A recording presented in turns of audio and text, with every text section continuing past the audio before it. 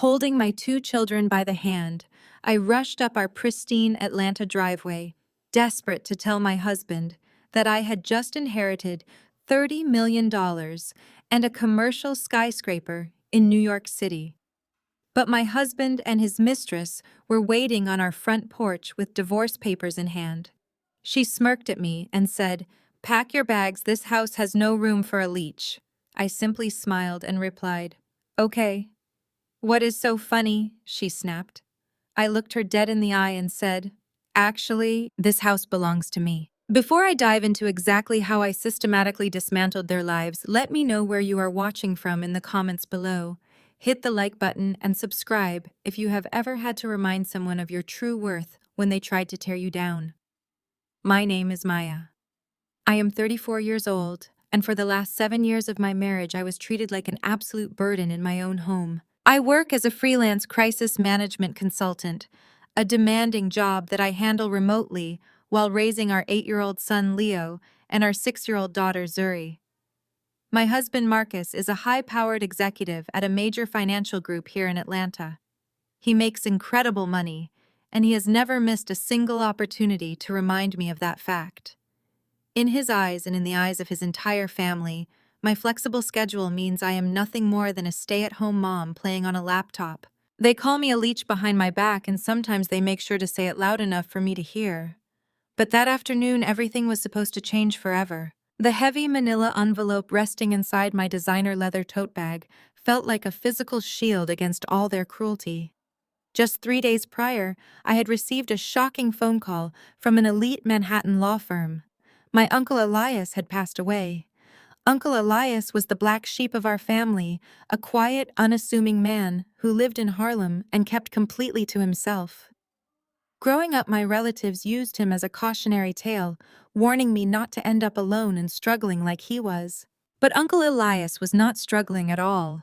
He was a phantom titan of New York real estate. He bought dilapidated properties decades ago and held onto them as the city transformed around him. Because I was the only family member who bothered to call him on his birthdays, check on his health, and send him physical photo albums of my kids, he left his entire hidden empire solely to me. I had just inherited $30 million in liquid cash and a flagship commercial office tower in the absolute center of Manhattan. I pulled our modest family SUV into our upscale subdivision, the tires humming smoothly against the freshly paved asphalt. It was a crisp autumn day in Atlanta. The kind of breathtaking afternoon where the sky is a brilliant cloudless blue and the air feels charged with endless possibility. In the back seat, Leo was explaining a highly complicated video game strategy to Zuri, who was giggling and kicking her light-up sneakers against the back of my seat. Their innocent, bubbling joy was the absolute perfect soundtrack to my soaring mood. I gripped the steering wheel tightly, my heart hammering a frantic and joyful rhythm against my ribs. For years, Marcus had rigidly controlled every single aspect of our finances. He gave me a strict household allowance, scrutinized my grocery receipts line by line, and belittled my consulting checks as cute little hobby money. Whenever I tried to stand up for myself or demand an equal partnership, his family would rush to his defense. This was especially true of his brother David and David's wife Sarah. Sarah was a ruthless and highly successful real estate broker, a white woman who constantly prided herself on bringing what she called high class and sophistication to our family gatherings. She constantly flaunted her luxury designer bags and bragged about her 6-figure commissions, going out of her way to make sure I felt as small, pathetic, and dependent as possible. But today I was going to walk into my house and hand Marcus the verified legal documents, proving I was now worth more than his entire executive board combined. I vividly imagined the look of stunned respect that would finally wash over his handsome face. I imagined him apologizing for the years of financial control and emotional neglect.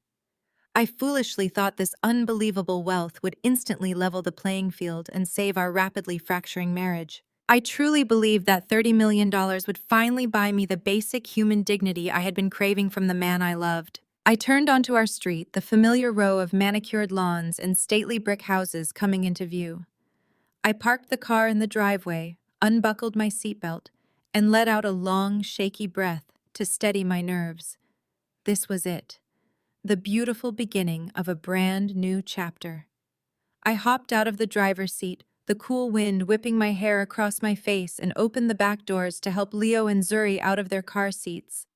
"Grab your backpacks, guys," I said, keeping my voice bright and steady.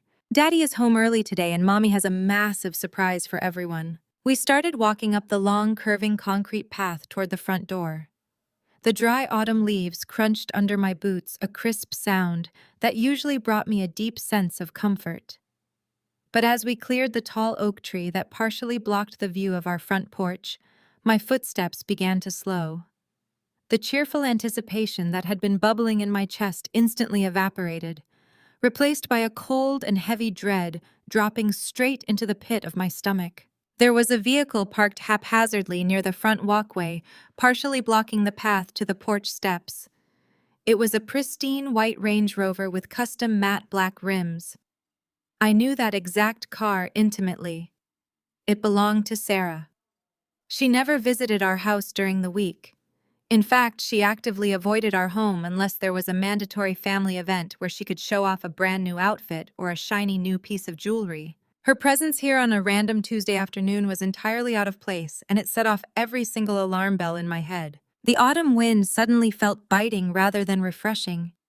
The peaceful, quiet atmosphere of our suburban street seemed to warp the silence, turning thick and oppressive. My grip tightened instinctively on my children's small hands. "Mom, you are squeezing too hard," Leo complained softly, trying to pull his hand away. I murmured a quick apology and loosened my grip, but my eyes remained locked dead ahead on the front porch. Through the decorative wrought iron railing of our veranda, I saw them.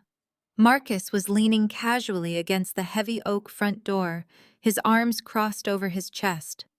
He was wearing his expensive tailored navy suit, the specific one he reserved for major board meetings and high-stakes negotiations. But he was not alone. Standing right beside him, close enough that their shoulders were practically brushing, was Sarah. She was wearing a sharp, tailored blazer and holding a thick stack of manila folders. Even from the bottom of the driveway, I could clearly see the sharp, predatory curve of her smile. There was absolutely no familial warmth in their posture. They did not look like family members waiting to greet me. They looked like an execution squad waiting for their target to arrive. All of my beautiful fantasies of sharing my incredible news of saving our struggling marriage and of finally earning my husband's respect died right there on the cold pavement. The heavy manila envelope resting inside my tote bag suddenly felt less like a shield and more like a weapon I was about to need. I did not know yet exactly what those papers in Sarah's hands were, but as I looked up into my husband's cold and unfamiliar eyes, I knew with absolute certainty that my life was about to become a battlefield. I stopped at the edge of the driveway and turned quickly to Leo and Zuri. I kept my voice light, masking the sudden tremor in my chest. "Play a game in the back seat for a few minutes, guys," I told them, locking the car doors and leaving the air conditioning running. "Mommy needs to talk to Daddy about grown-up stuff." I turned around and walked the rest of the way up the concrete path alone. Every step felt heavier than the last. The closer I got, the more the details of their betrayal came into sharp focus. Sarah was not just standing next to Marcus. She was practically leaning her weight against him, her manicured fingers resting casually on the sleeve of his expensive navy suit. Marcus did not flinch or pull away. He just watched me approach with an expression made of pure ice. "Marcus," I said, keeping my voice steady as I reached the bottom of the porch steps. "What is going on here?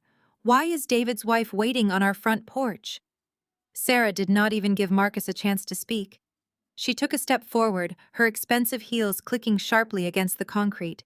She looked down at me from the elevated porch like I was a piece of trash that had blown into her pristine yard. "It is not your front porch anymore, Maya," she said, her voice dripping with venom. And to be honest, it never really was. She thrust a thick stack of manila folders toward my chest. I did not reach out to take them, so she simply let go. The papers hit the porch with a heavy thud, sliding open just enough for me to read the bold, black lettering at the top of the first page. "Petition for dissolution of marriage." I stared at the papers, then slowly raised my eyes to my husband. Marcus finally pushed himself off the doorframe. He looked down at the divorce papers, then back up at me, his face completely devoid of any warmth, guilt, or hesitation. "Sign them," he demanded, his tone flat and corporate, exactly how he spoke to his underperforming employees. "I have already filed the preliminary paperwork. My lawyer expedited the process. We are done." I stood frozen, my mind racing to process the sheer cruelty of his timing. "You are divorcing me right here, on the front porch, while our children are sitting in the car right behind me." Sarah scoffed, rolling her eyes as if I were being entirely unreasonable. "Do not play the victim card, Maya. Marcus is done carrying your dead weight. You contribute absolutely nothing to this household. You sit around all day pretending your little freelance consulting gigs actually matter while he works himself to the bone paying for your lifestyle." She took another step closer, her blue eyes narrowing with undisguised contempt. "You are a leech, and frankly, this entire family is exhausted from pretending otherwise. Pack your bags. This house has no room for a freeloader." I looked at Marcus, waiting for him to defend me. I waited for him to defend his wife of 7 years against the blatant disrespect of his brother's wife. Instead, he nodded in agreement, shifting his weight to stand closer to Sarah. "Sarah is right," Marcus said, crossing his arms over his chest. "I am tired of financing your life. I want you packed and out of this house by tonight. You can take the kids to your friend's apartment or book a cheap motel. I do not care. But you are not sleeping under my roof anymore." The sheer audacity of his demand hit me like a physical blow. He was throwing the mother of his children out onto the street with zero notice, all while standing shoulder to shoulder with the woman he was clearly sleeping with. I looked between the two of them, the matching arrogance, the shared entitlement, the way Sarah was looking at my house as if she had already mentally redecorated the living room. It all clicked into place. This was not a sudden decision. They had planned this carefully, waiting for the perfect moment to blindside me and leave me scrambling for survival. A normal person would have collapsed. A normal wife would have dropped to her knees, cried, begged for an explanation, or screamed in devastation at the sudden destruction of her family. For a split second, that familiar panic threatened to rise in my throat. I felt the sharp sting of tears pressing behind my eyes. But then the thick leather strap of my tote bag dug into my shoulder. The heavy envelope inside pressed firmly against my ribs, a $30 million secret resting quietly against my side. The deed to a Manhattan skyscraper sitting right next to my car keys. The panic vanished instantly. The fear evaporated, completely replaced by a cold, calculating clarity. I looked down at the divorce papers scattered across the concrete, then back up at my husband and his mistress. I did not shed a single tear. I did not raise my voice. Instead, I felt the corners of my mouth slowly curve upward. A genuine chilling smile spread across my face, creating a stark, eerie contrast to the absolute devastation they had clearly expected to see. Marcus frowned, his arrogant posture faltering for just a fraction of a second. He looked unsettled by my reaction. "What is so funny?" he snapped, his voice losing some of its corporate edge. I tilted my head, looking him dead in the eye, and let my smile grow even wider. "Okay," I said softly, my voice laced with absolute terrifying certainty. Sarah crossed her arms, glaring at me. "Okay, that is all you have to say. You are getting kicked out on the street." "You think you can kick me out?" I replied, maintaining unbroken eye contact with the man who had just thrown our vows away. "That is adorable." To truly understand the absolute joy of looking my cheating husband in the eye and watching his arrogance falter, you have to understand the suffocating reality I had been trapped in. Let me take you back to a typical morning just 2 weeks before that showdown on the porch, so you can see exactly how invisible the chains of my marriage had become. The morning sun was pouring through the expensive plantation shutters of our kitchen, hitting the pristine quartz countertops that Marcus insisted we needed to maintain our property value. I was standing at the stove, carefully flipping eggs and plating bacon for Leo and Zuri, who were upstairs getting dressed for school. The smell of freshly brewed espresso filled the air. Marcus was sitting at the head of the large mahogany dining table, fully dressed in yet another immaculate designer suit. He looked like the picture-perfect executive, the pride of his firm, the ultimate provider. but his eyes were glued to his tablet and his jaw was locked tight. Maya, he said, not bothering to look up from the glowing screen. Care to explain this transaction from yesterday afternoon? I wiped my hands on a dish towel and walked over, already feeling the familiar, exhausting knot forming in my stomach. I looked at the screen. It was a charge from our local premium grocery store for $140. I bought groceries for the house, I said, keeping my voice perfectly level. The kids needed fresh fruit for their school lunches, and I picked up the ingredients for the salmon dinner you requested for tonight. Marcus sighed heavily, tapping his manicured finger against the edge of the tablet. $140 for fruit and fish. Do you possess any concept of budgeting, or do you just swipe the card and assume money magically replenishes itself? We have discussed this. You need to be doing cost analysis before you check out. He was speaking to me the same way he would reprimand a junior analyst who had botched a quarterly report.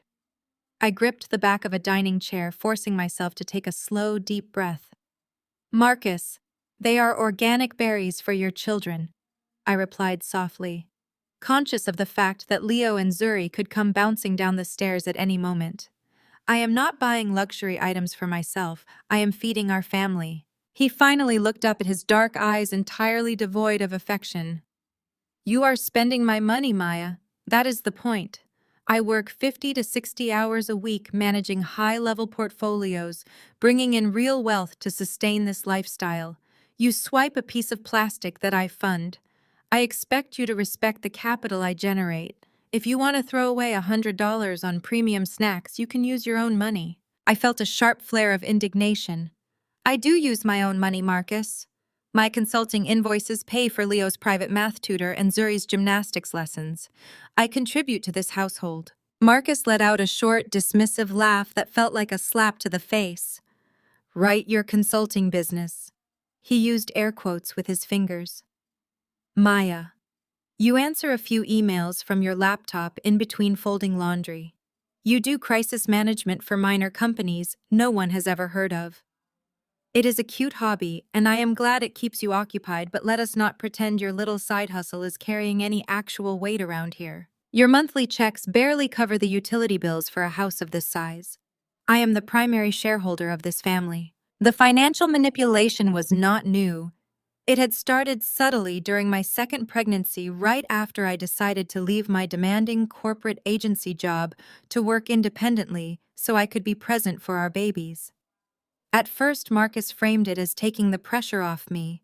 He offered to handle all the major bills, moving our joint savings into a high-yield account that only he had the administrative passwords for. He set up a household expense card for me, calling it a streamlined budgeting tool. I was too exhausted by late-night feedings and early toddler years to fight him on the logistics. By the time I realized the cage door had been locked, the key was entirely out of my reach. I was a highly educated, capable woman who successfully managed public relations disasters for regional brands, yet I was reduced to asking my husband for permission to buy a new pair of winter boots for our son. Every time I brought in a new client, Marcus would find a way to belittle the contract, ensuring I never felt truly independent. He needed me to feel small so he could feel massive. Footsteps pounded on the hardwood stairs in the hallway. Leo and Zuri burst into the kitchen, their backpacks bouncing against their shoulders, arguing over who got to sit in the chair closest to the window. Instantly, the cold, calculating executive vanished. Marcus transformed into the charismatic, doting father that the rest of Atlanta society believed him to be. He broke into a wide, bright smile, opening his arms, as Zuri ran over to hug his waist. "There are my brilliant kids," Marcus cheered, kissing the top of Zuri's head and giving Leo a playful fist bump. "Are you guys ready to conquer the day and make Dad proud?" "Yes, Daddy," they echoed in unison, scrambling into their seats as I placed their warm breakfast plates in front of them. Marcus stood up, grabbed his sleek leather briefcase, and adjusted his silk tie. He walked past me, leaning in to press a brief, entirely performative kiss against my cheek. "Try to be more mindful today, Maya," he whispered directly into my ear, his tone dropping back to that icy corporate register. "I will review the statements again tonight. He walked out the door, leaving me standing in the center of the beautiful kitchen he loved to remind me I did not own. I watched my children eat their breakfast, their faces bright and completely unaware of the toxic power dynamic silently suffocating their mother. I swallowed the bitter lump of humiliation in my throat and poured myself a cup of coffee.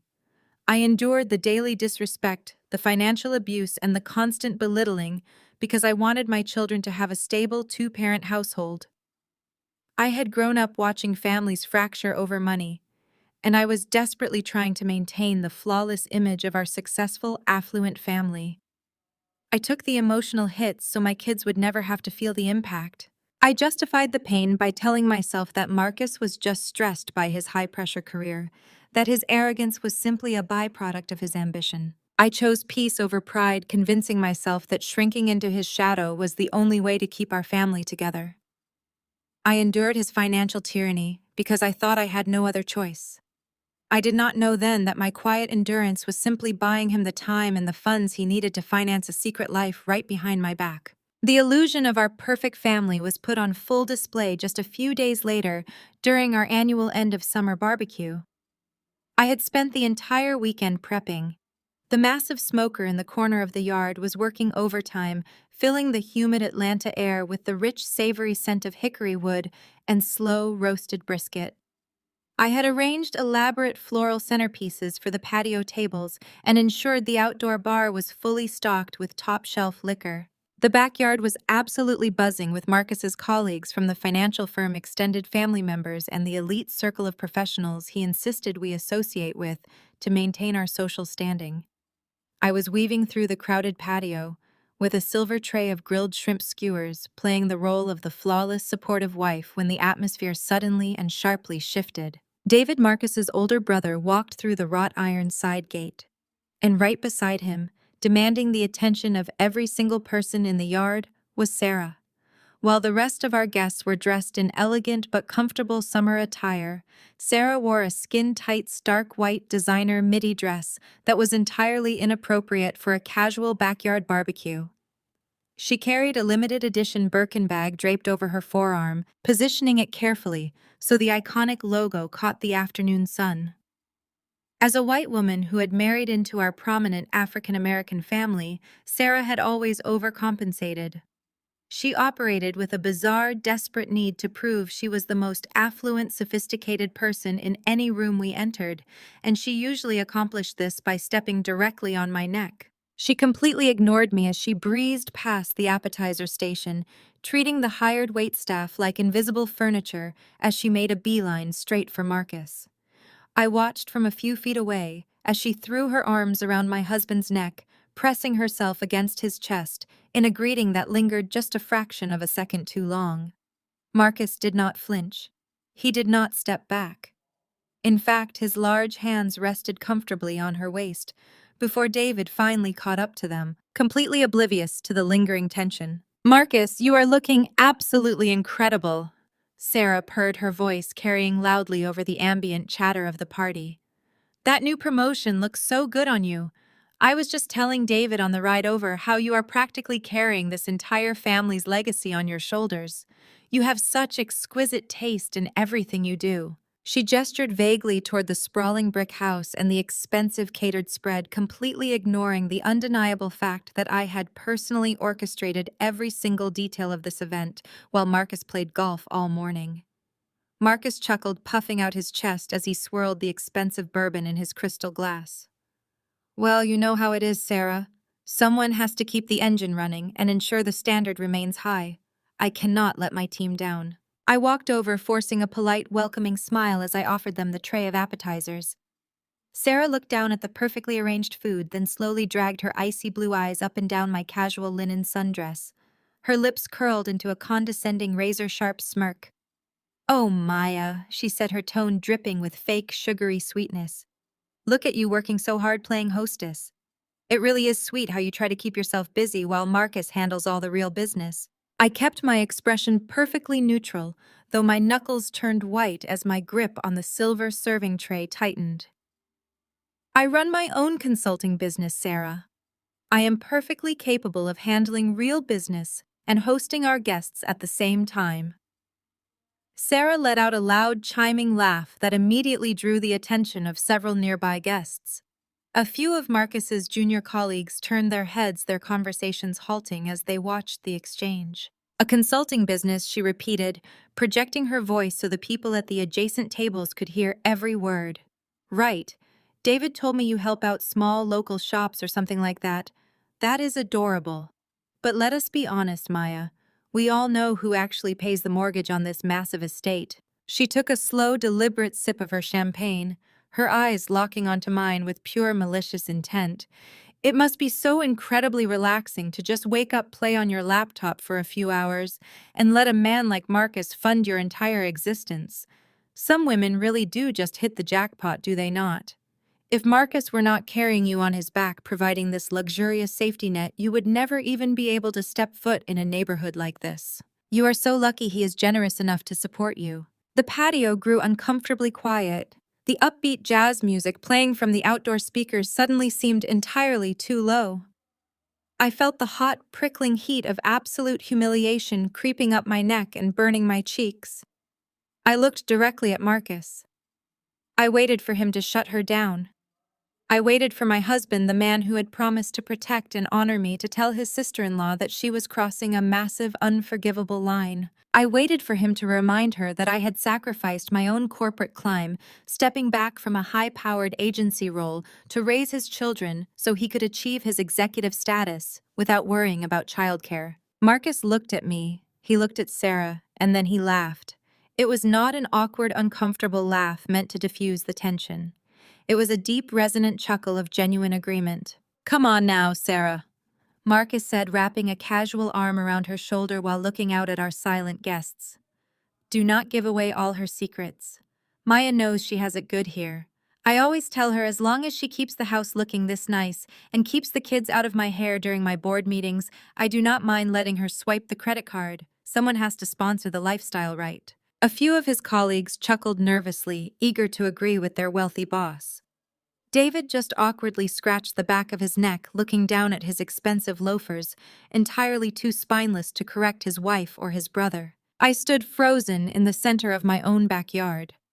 The public humiliation washed over me like a bucket of freezing water, shocking my system into complete paralysis. He was validating her disrespect. He was actively participating in my degradation in front of our friends, our family, and his coworkers. He was confirming the exact toxic narrative Sarah wanted to push, that I was nothing more than a gold-digging leech who had attached herself to a successful man. In that singular, agonizing moment, the last remaining thread of my patience completely snapped. The quiet devotion and tolerance I had held onto for 7 long years evaporated into the humid Georgia air. I realized that my silence was not buying peace. My silence was simply buying them a target. Marcus did not view me as a partner. He viewed me as a dependent, a convenient prop he could mock whenever he needed to boost his own fragile ego or impress his cruel sister-in-law. I did not throw the heavy silver tray. I did not scream. I did not give them the satisfaction of the angry, emotional reaction they were clearly trying to provoke from me. I simply set the tray down on the nearest patio table, smoothed the front of my linen dress, and looked Marcus dead in the eye. "Enjoy the party, Marcus," I said, my voice eerily calm and so quiet that he had to lean in slightly to hear it. "Because this is the last time I will ever play the supportive wife for a man who acts like a coward."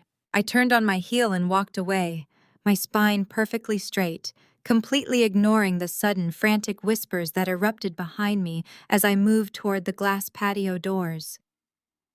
As I walked back into the quiet, air-conditioned sanctuary of the house, leaving the noise of the barbecue behind, my mind was racing with a terrifying, absolute clarity. I was done shrinking. I was done asking for permission to exist in my own life. If they wanted to treat me like a calculating opportunist, then it was time I stopped playing the victim and started playing the game. I walked straight down the hallway and into Marcus's home office. I closed the heavy wooden door behind me, the solid click of the lock sounding incredibly final in the silent room. I sat down at his pristine mahogany desk and stared at the glowing screen of his personal tablet resting on the leather blotter. My hands were shaking, but not from sadness. I was vibrating with a brand new dangerous energy. The absolute limit of my endurance had been breached, and there was absolutely no going back. I stared at the glowing screen of Marcus's personal tablet resting on the pristine leather blotter. It was the device he guarded with his life, the digital vault he used to control our household budget, monitor my spending, and maintain his absolute authority. For years, I had respected his privacy foolishly, believing his lies about strict corporate security protocols and sensitive client portfolios. But respect is a two-way street, and he had just bulldozed right over mine in front of half of Atlanta. I reached out and tapped the screen. The numerical passcode prompt appeared immediately. Marcus was a creature of massive ego. He genuinely believed he was the smartest man in any room, which made him incredibly arrogant and consequently highly predictable. I did not try our anniversary date or the birthdays of our children because Marcus only truly cared about one thing. I typed in the exact date of his first major executive promotion at the financial firm. The screen unlocked instantly. My heart hammered against my ribs, but my hands remained completely steady. I opened his primary email application, bypassing the daily corporate memos, the luxury car dealership promotions, and the exclusive golf club newsletters. I was looking for the monthly bank statements he claimed were too complicated for my freelance consultant brain to understand.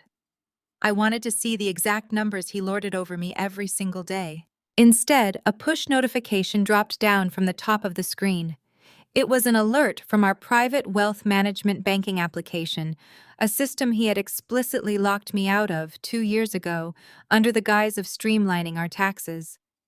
The banner read, "Wire transfer completed." I tapped the notification, holding my breath as the banking application loaded with a secure face identification bypass that he had carelessly left disabled for his home network. The screen populated with the details of a transaction executed just yesterday afternoon, right around the exact same time I was busy marinating meat and setting up heavy patio furniture for his precious guests. The amount transferred was exactly $50,000. I blinked hard, rubbing my eyes and reading the digits again to make sure the glare of the screen was not playing tricks on me. $50,000. This was the same man who had coldly berated me over $140 for organic berries just 2 weeks ago. He had ruthlessly lectured me about respecting the capital he generated, treating me like a reckless child for buying groceries for his own son and daughter. Yet here he was, quietly moving a small fortune with a single, casual swipe of his finger. I traced the digital receipt down to the recipient details. The funds had been wired to an external business checking account registered under the name S Realty LLC. A sharp, freezing chill washed over my entire body, rooting me to the heavy leather desk chair. S Realty, Sarah. My brother-in-law's wife ran an independent luxury brokerage under that exact legal entity name. Why on earth would my husband wire $50,000 of our money to his brother's wife? It was not a casual family loan, and considering her endless bragging about her own wealth, it certainly was not charity. $50,000 in the high-end real estate world meant only one thing. It was earnest money. It was a deposit. I needed to know where that kind of liquid cash came from. I clicked on the source account details, expecting to see the joint savings Marcus had isolated me from. But the account number did not match our savings at all. It was a completely different line of credit, one I had never seen before in our 7 years of marriage. I clicked into the account profile, and the breath was knocked completely out of my lungs. It was listed as a home equity line of credit, drawn directly against the deed of our primary residence, our house, the home where I raised my children. Marcus had secretly taken out a massive loan against our family property. He had to have forged my signature or bribed a shady notary to bypass my legal consent entirely. He had leveraged the roof over his children's heads to extract a mountain of cash, and he was funneling that money directly to Sarah. The pieces of the puzzle started locking together with terrifying, undeniable precision. I thought back to the scene playing out on the patio right outside the window. The lingering touches, the way she pressed herself against his chest, the way he defended her blatant disrespect toward his wife. They were not just flirting to humiliate me. They were doing business together behind my back. Or worse, they were building an entirely new life together using my home as their collateral. Through the thick glass of the office window, the muffled sounds of the barbecue drifted in. I could hear the upbeat music, the clinking of glasses, and suddenly the distinct shrill sound of Sarah's laughter cutting through the noise. She was out there gloating, parading around in her designer dress, drinking my champagne, knowing she and my husband had just stolen $50,000 from under my feet. The betrayal was so profound, so deeply calculated, that it bypassed sadness entirely and mutated straight into a cold, lethal focus. Marcus had escalated from being an emotionally abusive husband to a financial criminal. He was actively destroying my children's security to fund whatever secret project he was building with a woman who despised me. Suddenly, the heavy brass doorknob of the office rattled violently. Someone was trying to get in. "Maya, are you in there?" It was Marcus. His voice sounded muffled through the thick wood of the door, but the deep annoyance in his tone was unmistakable. He rattled the knob again, harder this time. "Open the door, Maya. People are asking where the hostess went, and it looks pathetic for you to be hiding in here pouting just because Sarah made a joke. Get out here and do your job." I quickly locked the tablet screen, erasing any trace of my digital intrusion, and placed it exactly where I had found it on the leather blotter. I stood up, taking one final grounding breath. I smoothed the non-existent wrinkles from my linen dress and rolled my shoulders back. I had walked into this home office as a humiliated, exhausted wife, but I was walking out as a woman armed with the truth. I reached forward and unlatched the lock. I pulled the heavy wooden door open, pasting a flawless, perfectly pleasant smile on my face as I met my husband's irritated gaze. I was no longer interested in crying over his betrayal or begging for his respect. I was entirely focused on finding out exactly what property he was buying with Sarah and precisely how I was going to burn it to the ground. "I am sorry, darling," I lied, my voice dripping with honey as I stepped past him into the hallway. "I just needed to grab a fresh bottle of your favorite bourbon from the reserve cabinet." The guests were running low. Marcus relaxed immediately, his inflated ego soothed by my apparent subservience. "Good girl," he grunted, adjusting his cuffs. "Make sure David gets a pour of that." For the remainder of the barbecue, I delivered the performance of a lifetime. I floated between the patio tables, clearing empty plates and laughing at terribly unfunny jokes delivered by arrogant bankers. Every time I caught sight of Sarah, I did not glare. I offered her a fresh cocktail. I watched her whisper into my husband's ear near the smoker, and I smiled from across the yard. The pain of their betrayal was a living, breathing thing clawing at my ribs, but my professional training took over. In crisis management, the first rule is to never let the opposition know you have identified the threat. You contain the narrative, control the variables, and strike only when your victory is mathematically certain. It took 7 agonizing hours for the last guest to leave and for the house to finally fall quiet. Marcus had consumed enough premium liquor to ensure a heavy, dreamless sleep. I lay rigid beside him in our king-sized bed, listening to the steady, rhythmic sound of his breathing. When the clock on the nightstand clicked to 2 in the morning, I slipped out from under the duvet. I padded silently down the hall to my small workspace, wrapping a thick cashmere cardigan around my shoulders to ward off the midnight chill. I opened my laptop, the screen casting a pale blue glow across my face. It was time to go to work. People leave digital footprints everywhere, especially people who believe they are untouchable. Marcus thought I was just a housewife with a hobby, forgetting that my actual job involved burying corporate scandals and tracking down leaked information before the press could weaponize it. I did not need his primary tablet anymore. I needed the secondary email account he set up years ago, the one he claimed was just for fantasy football leagues and spam. Gaining access was almost insultingly easy. Marcus used a variation of his fraternity initiation year for his secondary passwords. I typed it in, bypassed the generic security prompt by answering a security question about his first sports car, and hit enter. The inbox loaded. My eyes darted across the subject lines, filtering out the actual spam and focusing on a specific chain of correspondence from a title and escrow company based in Buckhead. I clicked the top email, my breath catching in my throat. It was a congratulatory message from a closing agent confirming receipt of a $50,000 wire transfer for a luxury penthouse suite at the Sovereign, one of the most exclusive high-rises in Atlanta. But it was not the real estate transaction that made my blood run cold. It was the forwarded email chain attached to the bottom of the document. I scrolled down, reading the messages exchanged between Marcus and Sarah over the past 48 hours. They were not just discussing square footage and homeowners association fees, they were discussing their future. "I cannot wait to finally have our own space," Sarah had written, complete with a sickening heart emoji. "David is driving me crazy and I am so tired of sneaking around hotels. This penthouse is going to be our perfect nest baby." Marcus had replied just hours before our barbecue. "The wire is cleared, beautiful. We close next month. Soon we will not have to hide anymore. Just let me handle the dead weight at home first. I need to make sure the post-nuptial paperwork is ironclad so she walks away with nothing." The dead weight. He was talking about me, the mother of his children. I kept scrolling, digging deeper into the archived folders. I found hotel reservations dating back 2 entire years. Weekend getaways disguised as corporate retreats. Expensive jewelry purchases shipped directly to Sarah's office. They had been sleeping together, laughing at me, and plotting my financial ruin for 24 months.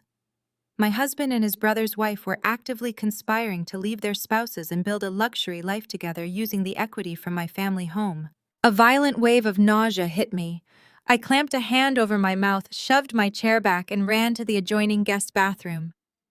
I dropped to my knees on the cold tile, gripping the edges of the porcelain toilet bowl as my stomach heaved. The physical reality of the betrayal was paralyzing. 2 years of lies. 2 years of sharing a bed with a man who was quietly draining our assets to build a love nest for his mistress. Hot, angry tears finally spilled over my eyelashes. I let myself cry, but only for exactly 60 seconds. I timed it by the digital clock glowing on the bathroom counter. When the minute was up, I stood up, turned on the faucet, and splashed freezing water onto my face. I stared at my reflection in the mirror. My eyes were bloodshot and my hands were still trembling, but the weakness was gone. I walked back to my laptop and began downloading everything. I exported the email chains, the bank routing numbers, the hotel receipts, and the title company documents.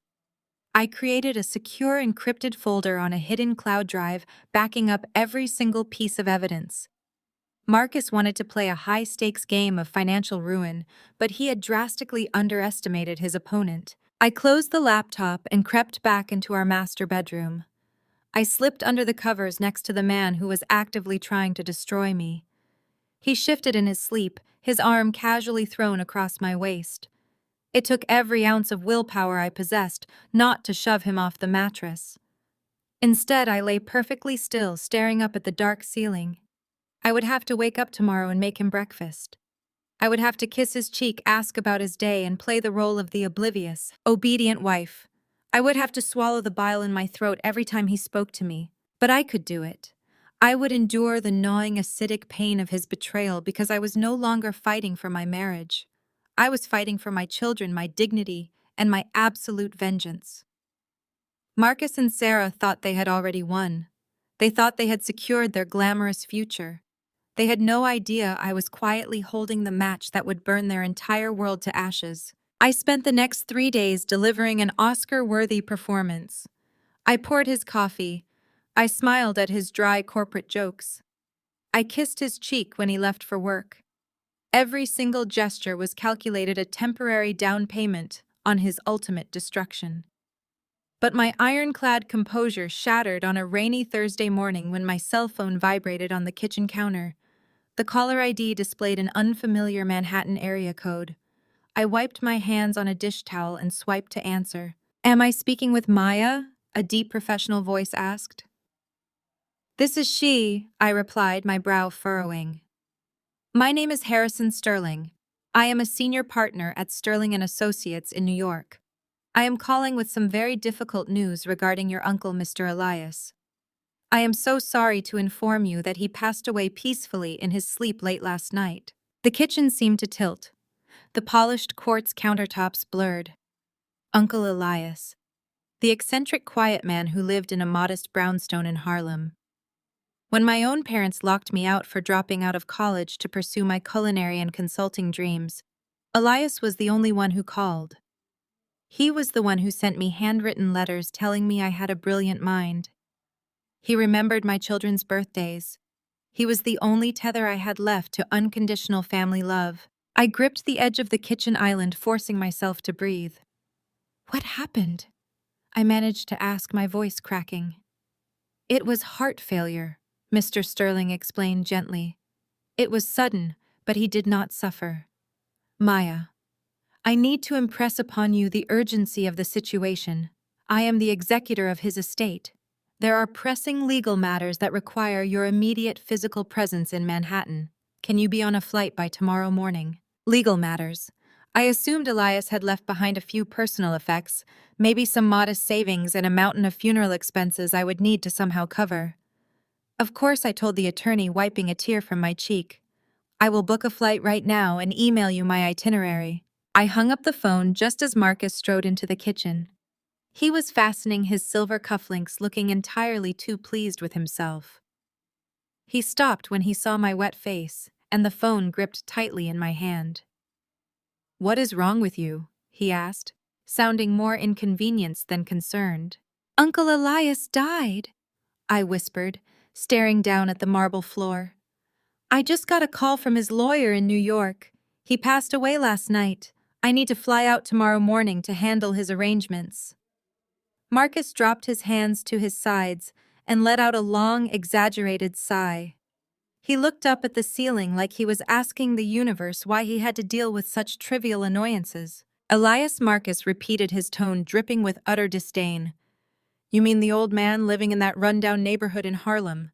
The one who refused to get a real job and spent his life hoarding junk? Maya, tell me you are joking. You want to fly to New York on zero notice for that? I snapped my head up, the grief momentarily eclipsed by a surge of pure, blinding anger. He is my Uncle Marcus. He is my blood. He was the only person in my family who treated me with basic human decency. Marcus scoffed, walking over to the espresso machine and pouring himself a shot. Basic human decency does not pay the bills, Maya. Do you have any idea what a last-minute flight to LaGuardia costs right now? You are talking about throwing away $600 or $700 plus hotel fees and whatever debt that old man left behind. We are not a charity. I am not financing a grief vacation so you can go mourn a broke recluse who contributed absolutely nothing to society. The sheer cruelty of his words was staggering even for him. He had just stolen $50,000 of our home equity to buy a luxury penthouse for his mistress. Yet he was lecturing me about the cost of a plane ticket to bury my only loving relative. I am not asking you to finance it, I stated, my voice dropping to a dangerous, icy register. I will use the money from my consulting accounts. I am going, Marcus. That is not a negotiation. Marcus slammed his espresso cup down on the counter. The sharp clatter echoed in the silent kitchen. He pointed a rigid finger at me. You listen to me. You are burning capital that belongs to this household. You want to waste your little hobby money on a funeral for a Harlem squatter. Fine. Go. But do not expect me to cover the gap when your account runs dry next month. And you better have childcare arranged, because I am not canceling my executive meetings to watch Leo and Zuri while you play the grieving niece in New York. He grabbed his briefcase and stormed out of the kitchen, the heavy front door slamming shut behind him. I stood alone in the silence, my chest heaving, the tears drying instantly on my cheeks. He wanted to talk about capital. He wanted to talk about dead weight and squandered money. He had absolutely no idea that his arrogant, dismissive attitude was sealing his own fate. I pulled out my laptop and booked the first flight to New York for the next morning. I walked upstairs to our master bedroom and pulled a small carry-on from the top shelf of the closet. As I folded my black dresses and laid them inside, my mind raced with memories of Uncle Elias. I remembered the worn leather of his favorite armchair, the smell of peppermint and old paper that always followed him. He never boasted. He never wore designer suits or drove imported cars like Marcus did. Elias wore simple tweed jackets and took the subway. He sent me vintage books when I started my business, and he always told me that true wealth was measured by the peace in your spirit, not the digits in your bank account. Marcus could not comprehend a man like Elias. Marcus only understood leverage status and exploitation. I zipped the suitcase shut, my resolve hardening into solid steel. Marcus thought he had me completely cornered. He thought his secret real estate purchase with Sarah was safely hidden behind his passwords and my supposed ignorance. He believed my trip to New York was just a pathetic waste of funds. Let him think that. Let him sit in his glass office in Atlanta, entirely convinced of his own supremacy. I was going to honor my uncle. And then I was coming back to dismantle my husband's entire world. The next morning, I kissed Leo and Zuri goodbye, leaving them in the capable hands of my neighbor, a retired teacher who adored them. I took a ride share to the airport, staring out the window at the sprawling Atlanta skyline. My phone vibrated once, a text from Marcus. It read, "Do not expect me to pick you up when you get back. Take a cab." I did not reply. I simply turned off my phone, walked through the security gates, and boarded my flight to New York. The wheels lifted off the tarmac, pulling me away from the toxic, suffocating prison my home had become. I looked out the small airplane window as we broke through the cloud cover. I was flying toward grief, but for the first time in 7 years, I also felt an undeniable electric surge of freedom. I thought I was just going to Manhattan to sign a few release forms and clean out a dusty apartment. I was entirely unprepared for the reality waiting for me at the law firm. I was stepping onto a plane as an abused housewife, but I was about to land in New York as a completely different entity. The cab dropped me off on Park Avenue, right in front of a towering glass structure that screamed generational wealth. I stood on the sidewalk for a moment, looking up at the polished facade. Marcus had mocked my trip, convinced I was traveling to a dusty storefront to settle the debts of a neighborhood squatter. Instead, I walked through revolving glass doors into a lobby clad in imported Italian marble. A concierge in a tailored suit checked my identification and escorted me to a private, key-card-restricted elevator.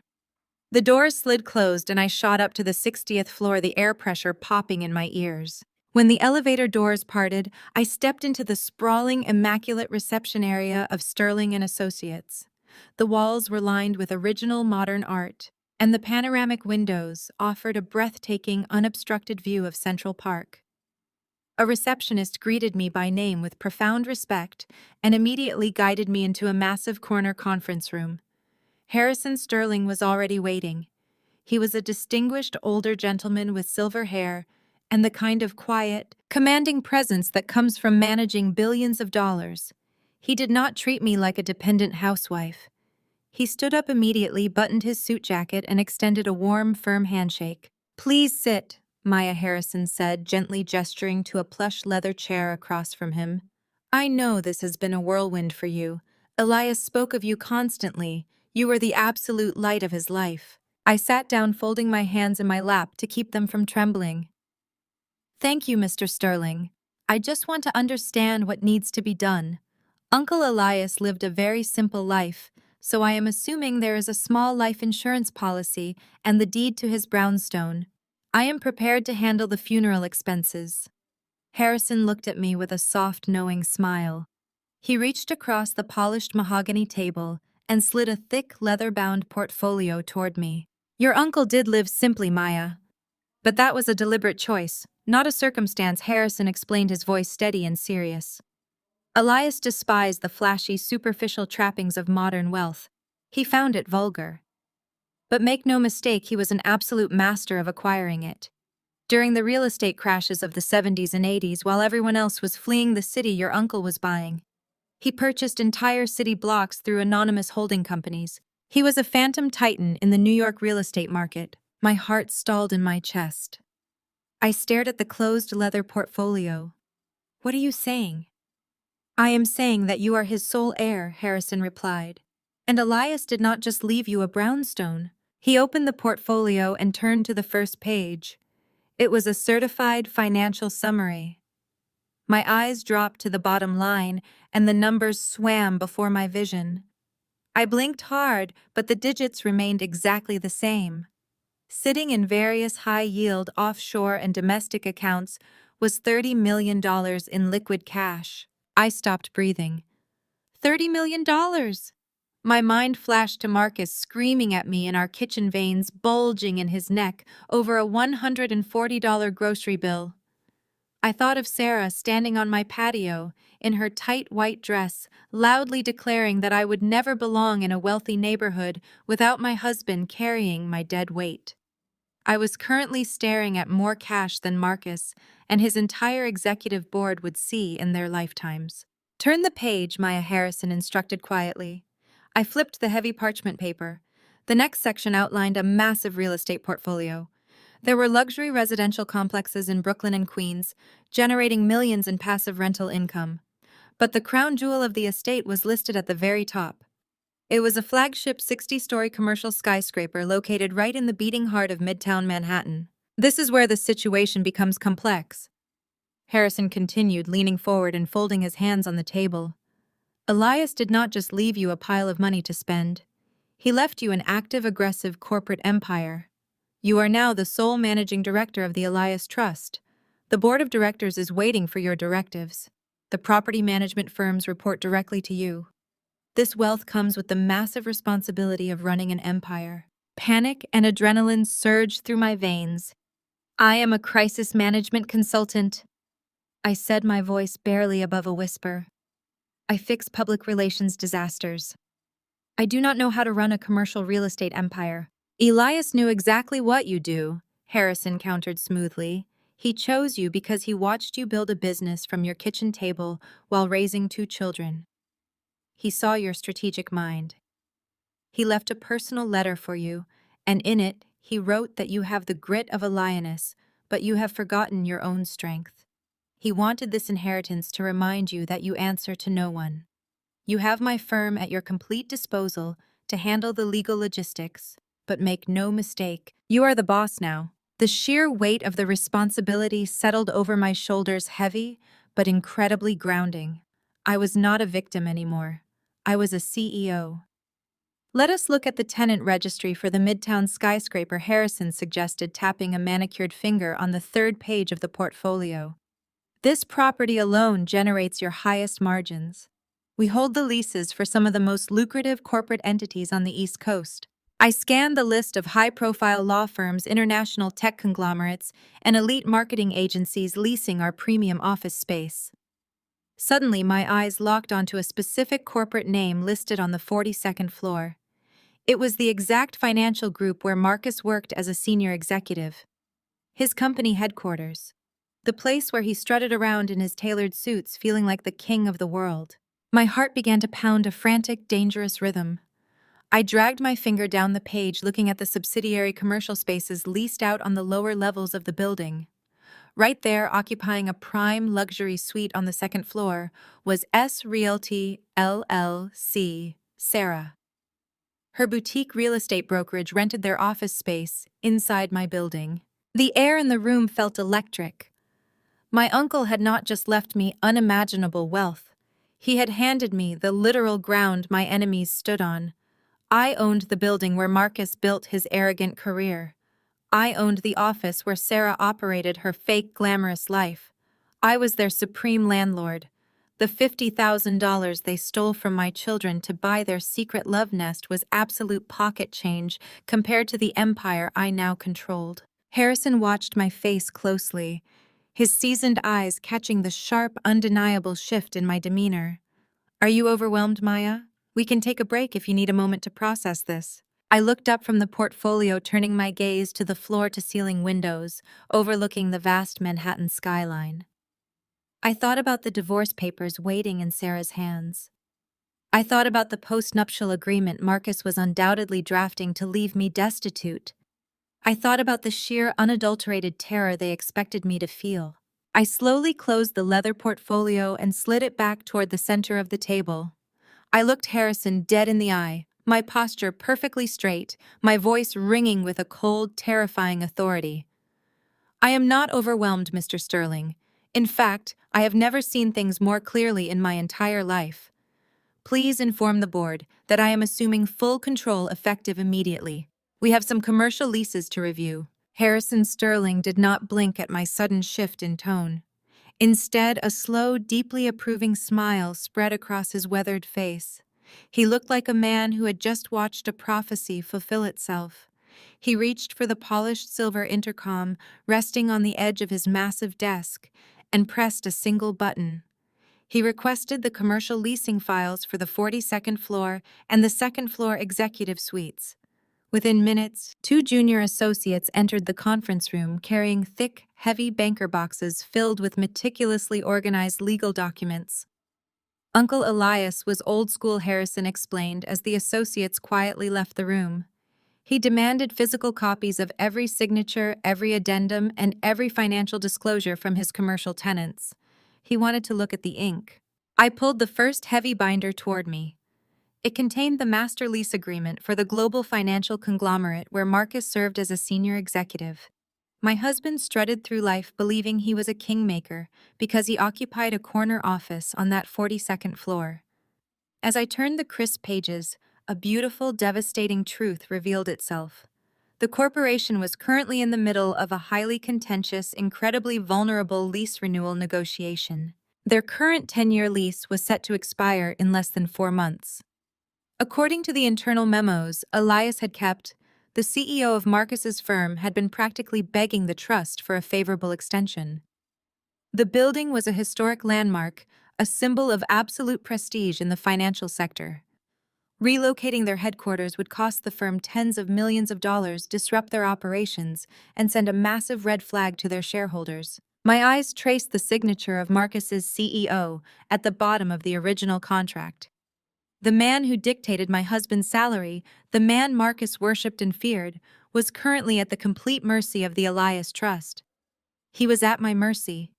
If I decided to terminate their lease or hike the rent to an astronomical figure, the resulting corporate chaos would inevitably lead to massive layoffs.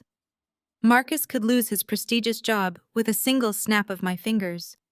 I was not just his wife anymore. I was the silent, invisible force controlling the very ground his entire career stood upon. I gently closed that binder and reached for the second one.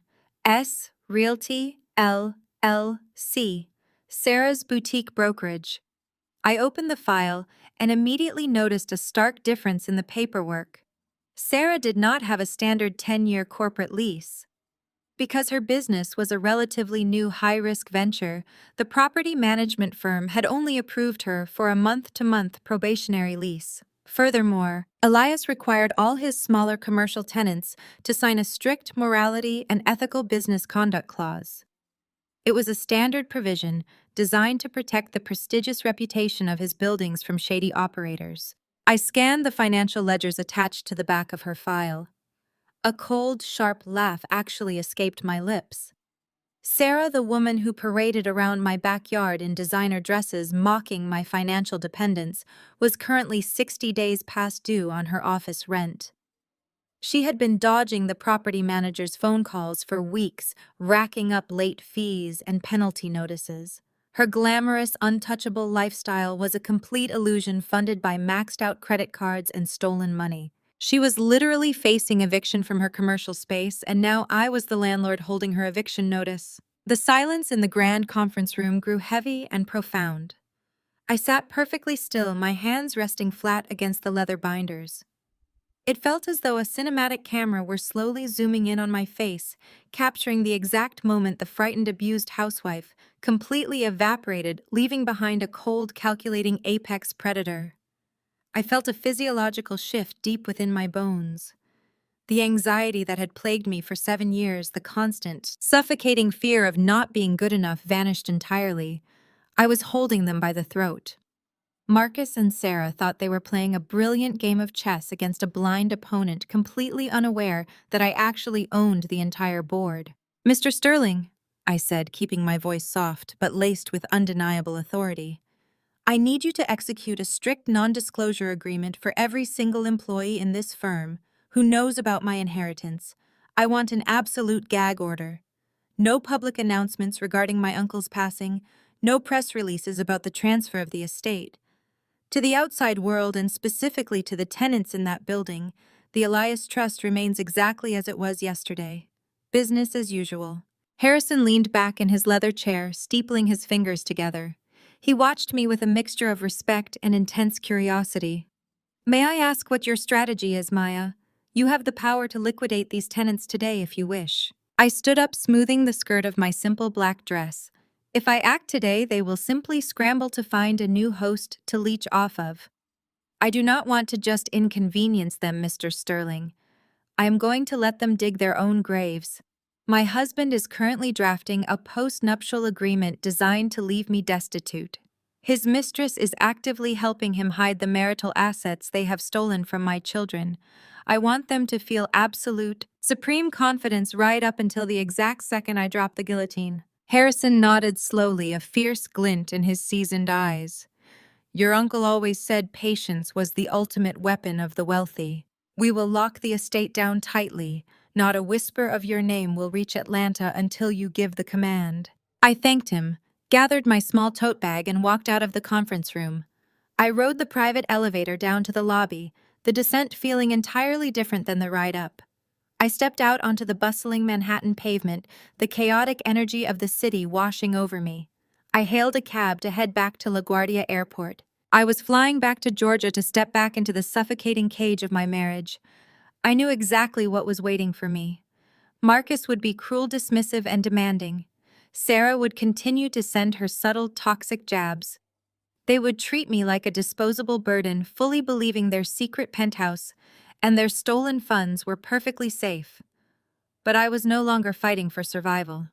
I was simply returning to Atlanta to play my part in their grand illusion, waiting patiently in the shadows until the perfect moment arrived to tear their entire world apart. The yellow cab pulled up to my driveway in Atlanta, exactly 24 hours after I had left. The house looked perfectly normal, a sprawling brick estate sitting under the warm Georgia sun, but walking up to the front door felt like stepping onto a movie set. I was no longer the desperate woman who lived here. I was an actress playing a role, and the script required absolute, unwavering submission. I unlocked the front door and dragged my small suitcase into the foyer. The house was quiet. Leo and Zuri were still at school. Marcus was sitting in the formal living room, a tumbler of expensive scotch resting on the side table next to him. He did not get up to greet me. He did not ask how my uncle's funeral went or how I was holding up. He simply looked at his gold Rolex and took a slow sip of his drink. You took your time, he said, his voice echoing in the large, empty room. I hope you got whatever closure you needed from that run-down apartment. We have real business to handle today. I kept my eyes downcast intentionally, slumping my shoulders to project pure emotional exhaustion. It was a modest service, I replied softly, letting my voice waver just enough to sound authentic. I am just tired, Marcus. He stood up and walked over to the heavy glass coffee table, picking up a thick stack of legal documents. He did not offer me a hug or a glass of water. Instead, he dropped the papers onto the kitchen island with a loud, authoritative slap. Sit down, Maya, he commanded. We need to talk about asset protection. I walked over to the kitchen island and pulled out a bar stool, wrapping my arms around myself as if I were seeking comfort. What is this? I asked, staring blankly at the bold text on the first page. It is a post-nuptial agreement, he said smoothly, leaning against the marble counter and crossing his arms. He adopted the exact same patronizing tone he used to explain taxes to me. My firm is undergoing a massive internal restructuring. With the new executive liabilities, my personal assets are suddenly exposed. If the company faces litigation, aggressive lawyers could potentially come after this house and our joint accounts. I had my legal team draft this to separate our finances strictly on paper. It protects you and the kids from being collateral damage if my board gets sued. It was a brilliant, terrifyingly plausible lie. If I had been the woman I was 2 days ago, I might have believed him. I might have looked at him with profound gratitude, thinking my strong, capable husband was building a fortress to keep our family safe. But the woman sitting on that bar stool knew the absolute truth. Marcus was not protecting our family from corporate litigation. He was legally severing my rights to our marital assets so he could dump me on the street and move into a luxury penthouse with his brother's wife. You want to separate our finances? I asked, widening my eyes to feign anxiety. Marcus, I barely make enough from my consulting to cover basic expenses. If you cut me off, how am I supposed to manage? He let out a short, patronizing sigh and reached out to pat my hand. It was the physical equivalent of a participation trophy. Do not panic, Maya. Nothing changes in our day-to-day lives. I will still pay the mortgage. I will still fund the household account. This is just a piece of paper for the government. It simply states that whatever assets or debts I acquire in my name belong solely to me, and whatever you acquire belongs to you. It is a corporate shield. That is all. I looked down at the document, tracing the edge of the paper with my fingertip. He was deliberately trying to lock me out of the equity of our home and absolve me of any claim to his future wealth, completely unaware that his future wealth was entirely dependent on my mercy.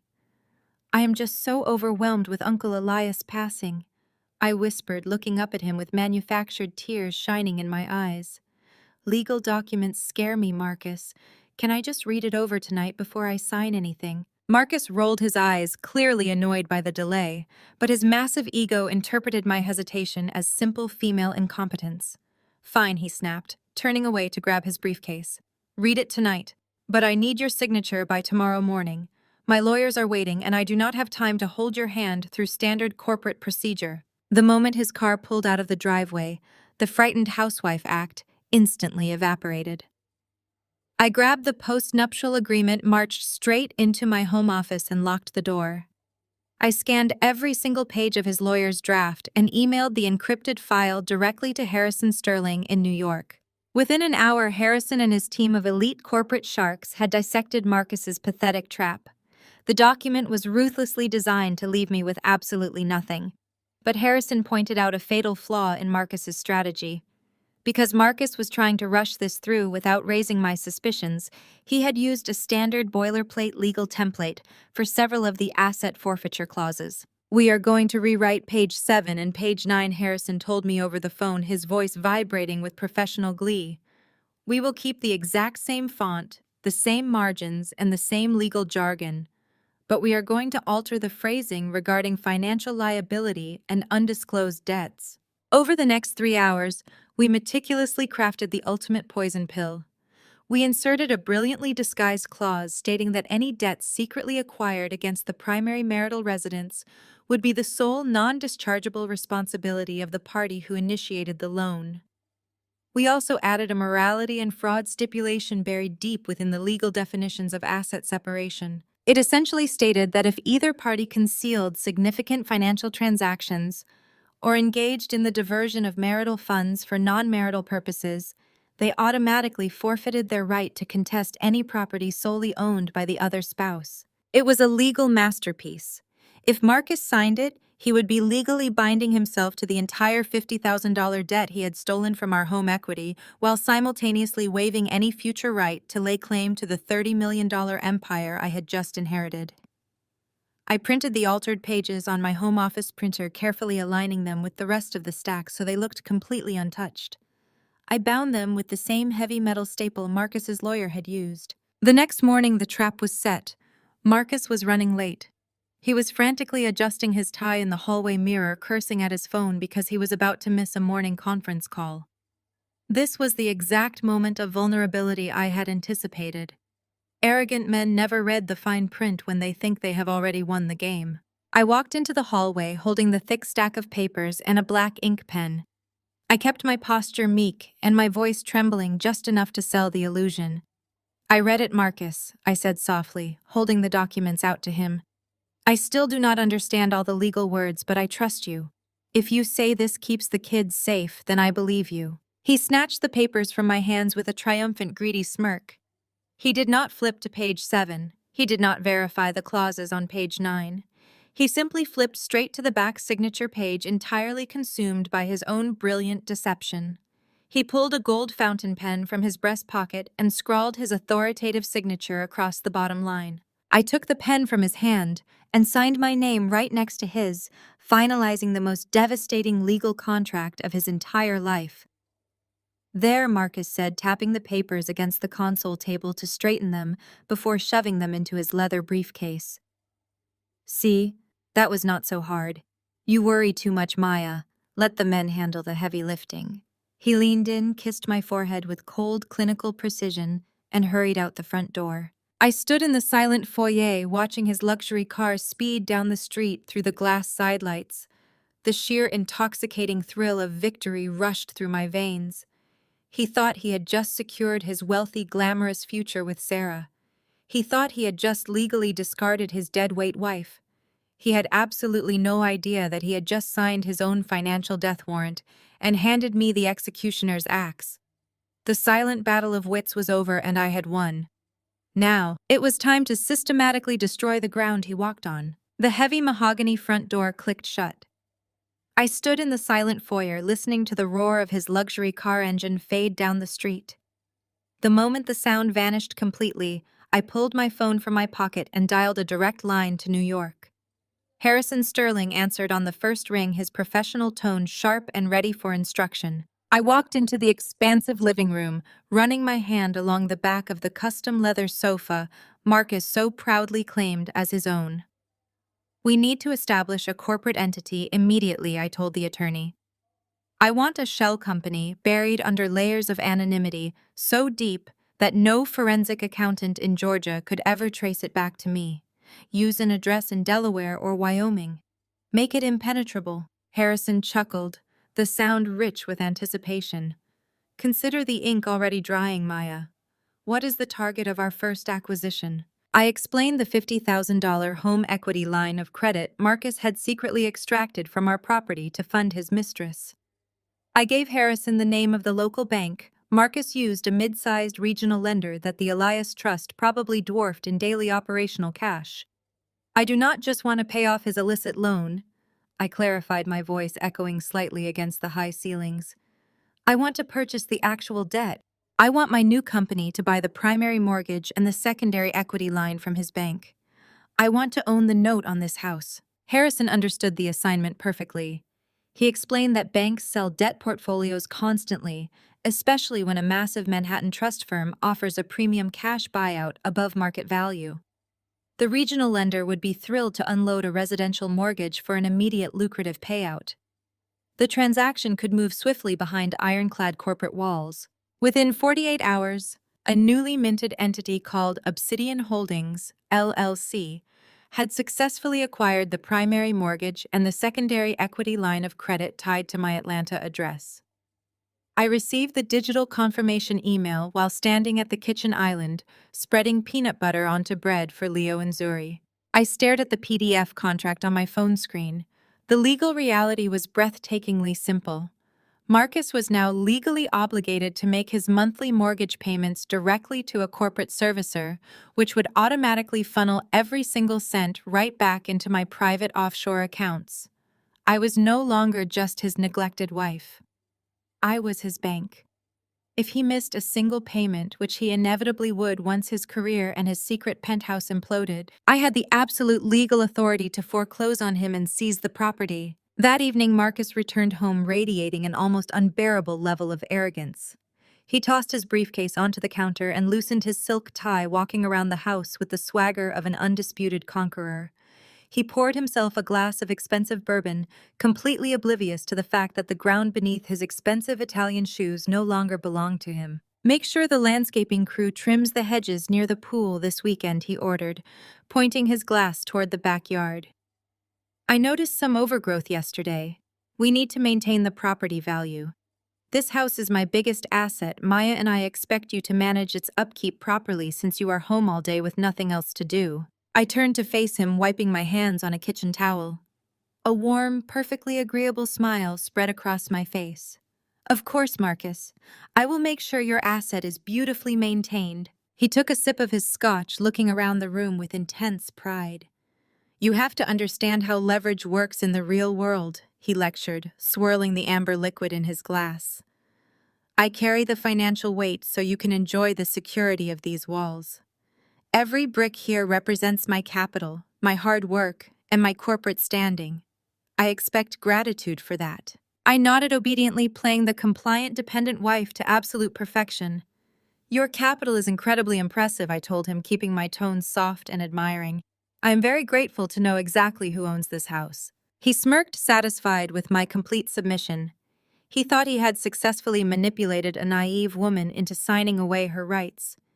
He thought his freshly executed post-nuptial agreement was an impenetrable shield. He had absolutely no idea that he was just a tenant who had not received his eviction notice yet.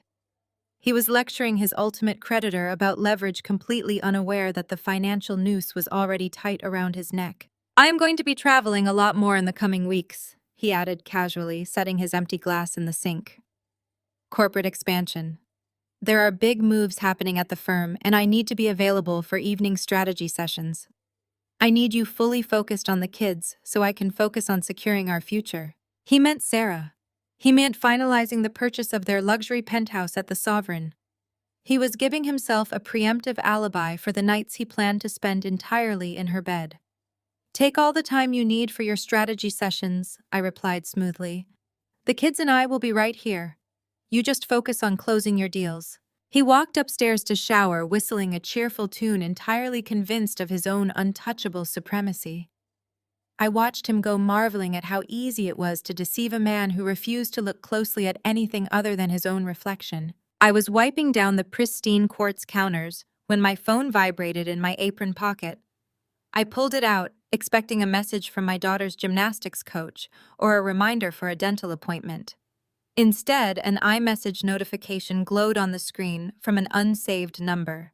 But I did not need a contact name to know exactly who was texting me. The message read, I hear the rental market in the suburbs is brutal this time of year. You might want to start packing up your little home office, Maya. Marcus cannot carry a freeloader forever. It was Sarah. She simply could not resist gloating. She was practically vibrating with the need to rub my face in her perceived victory. She wanted me to panic. She wanted me to cry and beg Marcus to explain the cryptic message. She wanted to accelerate the timeline of my destruction because she was impatient to claim her territory. I stared at the glowing screen, the sheer audacity of her taunt sparking a cold, dark thrill in my chest. She was playing a dangerous game with a woman she fundamentally misunderstood. I did not text back. I simply locked my phone, tossed it onto the counter, and let out a soft, genuine laugh. The trap was fully set, the bait had been taken, and the rats were eagerly marching straight toward the cage. I left the phone resting on the cool marble counter and walked over to the stove to boil water for tea. Sarah wanted a frantic, emotional reaction. She desperately wanted to picture me pacing the kitchen floor in a tearful panic, trying to decode her vicious little riddle. She thrived on creating chaos and feeding off the emotional debris of the people she deemed beneath her. As a white woman who had married into a prominent, affluent African-American family, Sarah had always carried a bizarre, deeply rooted insecurity. She overcompensated by constantly trying to prove she was the most sophisticated, financially dominant woman in our entire extended network.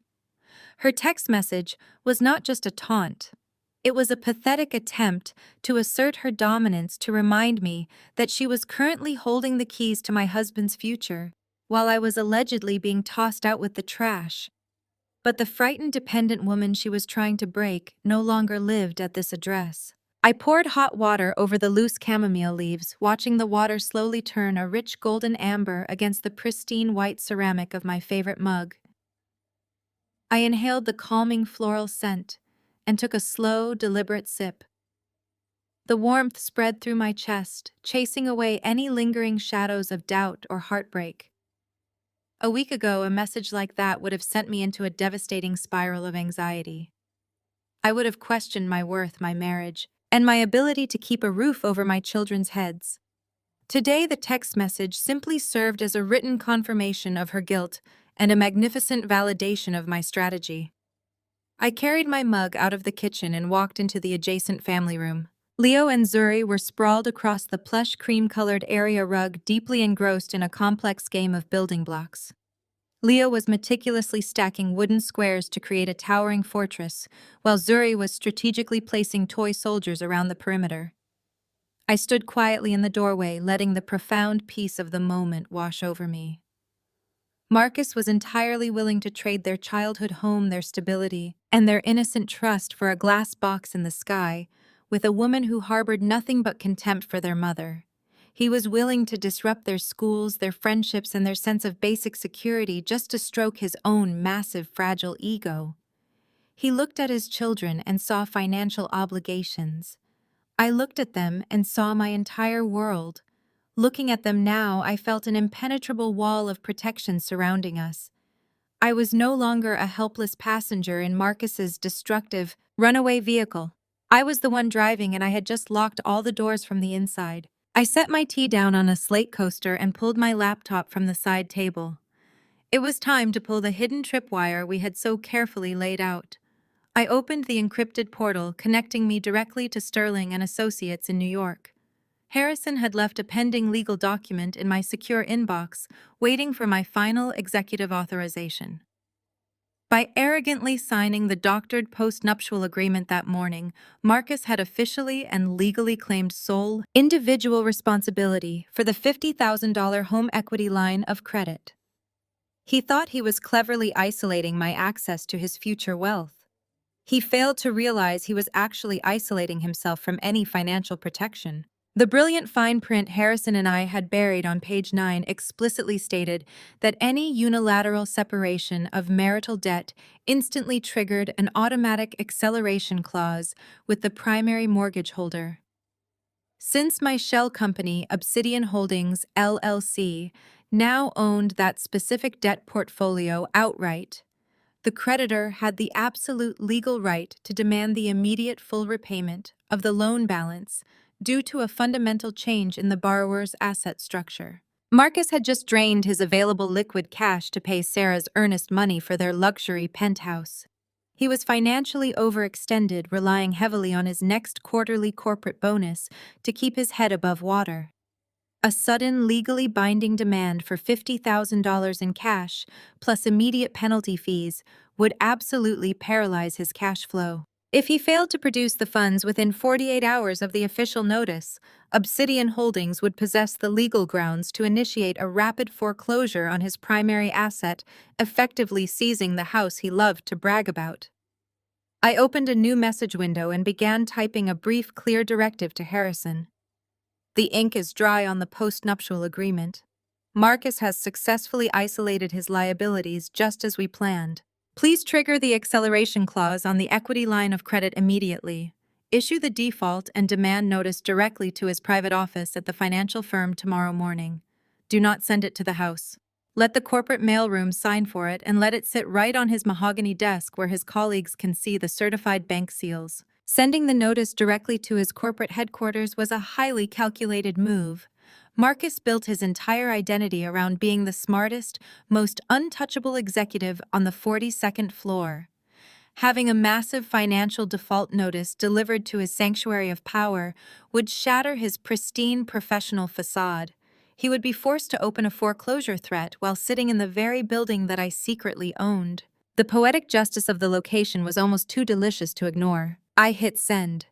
The screen flashed a bright green confirmation checkmark signaling that the legal machinery was now in motion. There was no reversing the process. I closed the laptop, picked up my tea, and took another slow sip, leaning back against the comfortable cushions of the sofa. Right at that moment, Zuri laughed loudly as she rolled a wooden ball across the rug, sending Leo's meticulously built block tower crashing down into a pile of scattered pieces.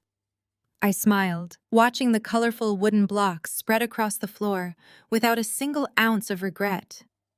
Rebuilding always requires a little bit of strategic destruction first. The invisible ironclad noose I had carefully woven around my husband's neck was finally pulled tight. All I had to do now was attend my brother-in-law's birthday dinner and wait for Marcus to confidently step right off the ledge. The private dining room at one of Buckhead's most exclusive steakhouses was suffocatingly opulent. Heavy velvet curtains framed the floor-to-ceiling windows, and a massive crystal chandelier cast a warm golden glow over the long mahogany table. We were gathered to celebrate David turning 38, but within 5 minutes of arriving, it became abundantly clear that the evening was actually a dedicated showcase for Marcus and Sarah to flaunt their perceived superiority. I sat quietly beside my husband wearing a simple but elegant navy silk dress, playing my part to absolute perfection. Marcus was in his element. He held court at the center of the table, loudly ordering $1,000 bottles of imported red wine and waving away the sommelier with the casual arrogance of a man who believed his bank account was entirely limitless. Across from us sat David, a genuinely decent but tragically oblivious man, and Sarah, who was practically vibrating with toxic, nervous energy. Sarah had chosen to wear a slinky metallic silver gown that caught the chandelier light every time she moved. She spent the first course making sure every single guest at the table knew exactly how much her diamond tennis bracelet cost. But the real performance began just as the waiters cleared our appetizer plates. Marcus stood up, tapping his silver fork against his crystal wine glass to command the attention of the entire room. The chatter died down instantly. He smoothed the front of his tailored suit jacket and looked down at his older brother with a magnanimous, overly practiced smile. "David, we have been through a lot together." Marcus projected his voice so even the waitstaff lingering by the door could hear him. "You have always been a solid brother, a good husband to Sarah, and a steady guy. But you know me. I do not do standard birthday cards. I believe that when you reach a certain echelon of success, you have an obligation to bring your family up with you." Marcus reached into his breast pocket and pulled out a heavy, unmistakable green velvet box. He slid it across the polished mahogany table. David looked genuinely shocked as he popped the lid open. Inside sat a gleaming, brand-new Rolex Daytona. Several guests actually gasped.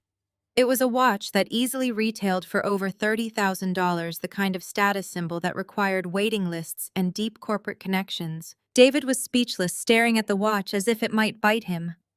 "Marcus," he stammered, his face flushing. "This is too much. I cannot accept this.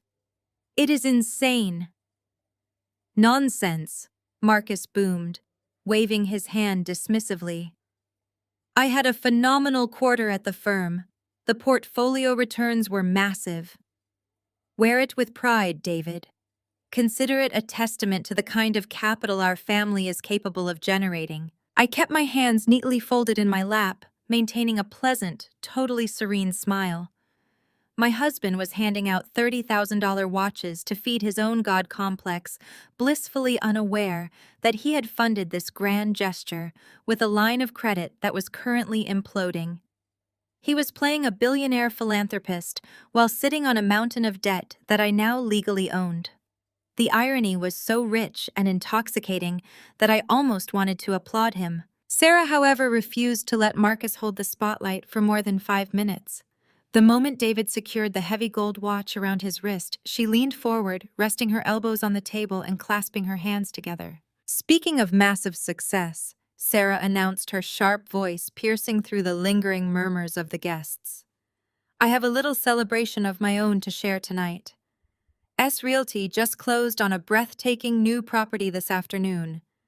I did not want to steal David's thunder, but I officially secured a luxury penthouse at the Sovereign." A chorus of impressed congratulations erupted around the table. The Sovereign was legendary in Atlanta, an architectural masterpiece reserved exclusively for the ultra-wealthy. I looked directly at Marcus. He caught my eye and offered a tight congratulatory nod toward his sister-in-law, completely hiding the fact that they had just purchased their secret love nest using the equity stolen from my children's home. "It is a massive milestone," Sarah continued, tossing her blonde hair over her shoulder and looking pointedly in my direction. "The penthouse has private elevator access, floor-to-ceiling skyline views, and a custom marble kitchen. It just goes to show what happens when a woman actually applies herself and builds her own empire, instead of waiting for a man to hand her an allowance." The tension at the table spiked instantly. The air grew thick and uncomfortable as several family members shifted in their seats, acutely aware of the blatant, targeted insult. Everyone in that room knew I worked from home. Everyone knew Marcus controlled our finances. Sarah was not just bragging, She was publicly loading a shotgun and aiming it directly at my chest. "You know I just have so much respect for the modern economy." Sarah pressed on, her icy blue eyes locked onto mine with vicious intent. "In today's world, a successful man needs a true partner. He needs an equal. He needs a woman who understands real estate profit margins and corporate grind." I look at these women who just sit at home doing a little bit of laundry, answering a few casual emails, and draining their husband's resources, and I honestly just feel pity. She took a slow sip of her red wine, never breaking eye contact. It must be exhausting for a man to carry a dead weight around his neck. Sarah concluded, her voice dripping with fake sympathy. "A woman who does not generate real capital is nothing but a heavy burden. A leech, really. It takes a very patient man to tolerate a wife who offers zero return on investment." The silence that followed was deafening. David looked down at his plate, thoroughly embarrassed but too spineless to stop his wife from verbally attacking his sister-in-law. I turned my head slightly to look at Marcus. My husband, the man who had vowed to protect me, was actually swirling his wine and chuckling softly under his breath. He was enjoying the show. He was actively encouraging his mistress to publicly humiliate his wife. They wanted me to snap. They wanted me to burst into tears, throw my napkin on the table, and run out of the restaurant in a fit of hysterical, defeated embarrassment. They wanted to prove to the entire room that I was emotionally unstable and entirely unworthy of Marcus's greatness. Instead, I reached forward and picked up my crystal water goblet. The ice clinked softly against the glass. I took a calm, refreshing sip, letting the cool water wash away any lingering trace of anxiety. I placed the glass back onto the white linen tablecloth with absolute precision. I looked at the gleaming Rolex on David's wrist, then at the arrogant smirk on Marcus's face, and finally at Sarah's triumphant, venomous eyes. They had absolutely no idea that the cliff edge was right beneath their feet. "You are absolutely right, Sarah," I said, setting my crystal glass down with a soft but distinct clink that drew the attention of the entire table. "A successful man does need a true partner. He needs a woman who genuinely understands profit margins and the corporate grind, rather than someone who just pretends to play the game while drowning in invisible debt." Sarah's smug smile faltered for a fraction of a second. She quickly recovered, lifting her chin defensively and adjusting her posture to project confidence. "I am not sure what you mean by that, Maya. But then again, I would not expect someone who works from her kitchen table to understand commercial real estate or high-level acquisitions." I leaned forward slightly, resting my forearms on the heavy mahogany table. The private dining room had grown deathly quiet, with every guest hanging onto my every word. "I understand quite a bit about commercial real estate," I replied, my voice smooth, conversational, and entirely lethal. "For instance, I know that purchasing a luxury penthouse at the Sovereign requires an incredibly tight financial vetting process. It is a highly exclusive property. The board typically demands strict proof of liquid capital and verified income history. They severely frown upon buyers who leverage their purchases with shady, high-interest secondary loans or undisclosed home equity lines of credit. It is simply too risky for the association. A sudden acceleration clause from a primary creditor could leave a buyer completely paralyzed, facing rapid foreclosure and total asset liquidation before they even have the chance to move their designer furniture in." The color rapidly drained from Sarah's face. The metallic silver of her gown suddenly looked harsh and unforgiving against her pale skin. Her mouth opened slightly, but no words came out. Her eyes darted toward Marcus in sheer, unadulterated panic, silently asking him if I somehow knew the truth about the $50,000 he had stolen from my house to fund her earnest money deposit. And speaking of business empires, I continued smoothly, not letting her catch her breath or formulate a lie. "I have always found boutique brokerages fascinating. Take your firm, for example. It takes a massive amount of overhead to maintain an illusion of extreme wealth.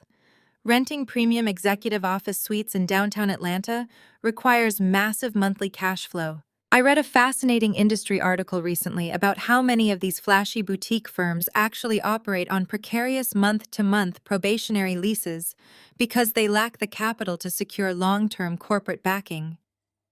One missed payment, one ethical violation clause triggered by the commercial landlord, and the entire illusion collapses overnight. The eviction notices just pile up, leaving the brokers completely locked out of their own glamorous offices. Sarah's jaw actually dropped. The crystal champagne flute in her hand trembled visibly, spilling a few drops of expensive wine onto the pristine white tablecloth. She looked absolutely terrified, stripped of all her arrogance in a matter of seconds. I had just effortlessly summarized her entire fraudulent existence, hinting at both her pending commercial eviction and the fragile illegal financial scheme she had cooked up with my husband. David looked utterly confused by his wife's sudden silence, glancing back and forth between us, completely blind to the reality of the situation. Marcus slammed his hand flat against the table. The sudden violent noise echoed sharply off the velvet walls, making several guests jump in their seats. "That is enough," Marcus barked, his voice laced with absolute fury. His polished corporate composure was completely shattered. He stood up abruptly, his chair scraping loudly against the hardwood floor. "You have had too much wine. You are making absolutely no sense and you are embarrassing yourself. We are stepping outside right now." He did not wait for my response or ask for my consent. He rounded the table, gripped my upper arm with bruising aggressive force, and practically dragged me out of the private dining room. I did not resist or cause a physical scene. I walked smoothly beside him, maintaining my perfect icy posture as he pulled me down the dimly lit hallway toward the private restrooms. He shoved me into a quiet alcove near a decorative marble fountain, looking around frantically to ensure none of his colleagues or family members had followed us. His chest was heaving under his tailored suit, his face flushed dark red with barely contained rage. "What is wrong with you?" he hissed, pointing a rigid finger directly in my face. "Are you literally insane? You sit there and insult my brother's wife on his birthday. You start spewing absolute garbage about real estate and corporate leases like you have any clue how the real world works. You are a stay-at-home mother who answers emails for small businesses.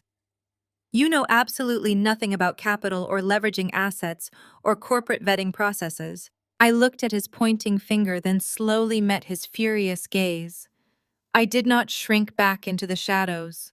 I did not apologize or cower like the obedient, financially dependent wife he expected me to be. "I know exactly how leverage works, Marcus," I replied, keeping my voice perfectly calm and terrifyingly even. "I know that people who build their lives on stolen money and hidden debt are always the first to panic when someone casually mentions a foreclosure or a credit check." Sarah looked like she was going to pass out right into her steak. "I was just making conversation about the current market. Why are you acting so defensive and protective of her business?" "You are making conversation to ruin the night because you are bitter and jealous," he spat, stepping closer to try and physically intimidate me into silence. "Sarah is a licensed broker closing massive deals and making a name for herself. You are throwing a pathetic tantrum because she correctly pointed out that you do not contribute anything of actual financial value to our household. You humiliated me in front of my brother and my professional peers. You embarrassed my family just because you cannot handle the truth about your own lack of ambition." I stared at him, marveling at the sheer blinding depth of his delusion. He was standing in a hallway berating me for embarrassing his family, completely ignoring the massive betrayal he was orchestrating right under his brother's nose. He was so consumed by his own arrogance that he could not see the gaping hole in the ice right beneath his expensive shoes. "I will tell you exactly what is going to happen," Marcus continued, his voice dropping to a vicious, threatening whisper. "You are going to walk back into that dining room, you are going to apologize to Sarah and David, and then you are going to sit quietly for the rest of the evening. If you ever disrespect my family or my career in public again, I will make sure you regret it for the rest of your life. Do you understand me?" I looked at the man I had loved, the man I had sacrificed my own corporate ambitions for, and felt absolutely nothing but a cold, surgical precision. He wanted an apology. He wanted submission. "I understand perfectly, Marcus," I said softly. "I understand exactly what kind of man you are, and I understand exactly what needs to be done." I turned away from him and walked back down the velvet hallway, my head held high. I was not going to apologize. I was going to let him believe he had won this trivial little hallway argument because the true destruction was already scheduled to arrive at his corporate office on Monday morning. The drive back to our subdivision was buried in a suffocating heavy silence. Marcus gripped the leather steering wheel so tightly his knuckles mirrored the white lines of the highway. I sat in the passenger seat, watching the city lights blur past the window, feeling absolutely nothing for the man seething beside me. We pulled into the driveway, the tires crunching against the pavement.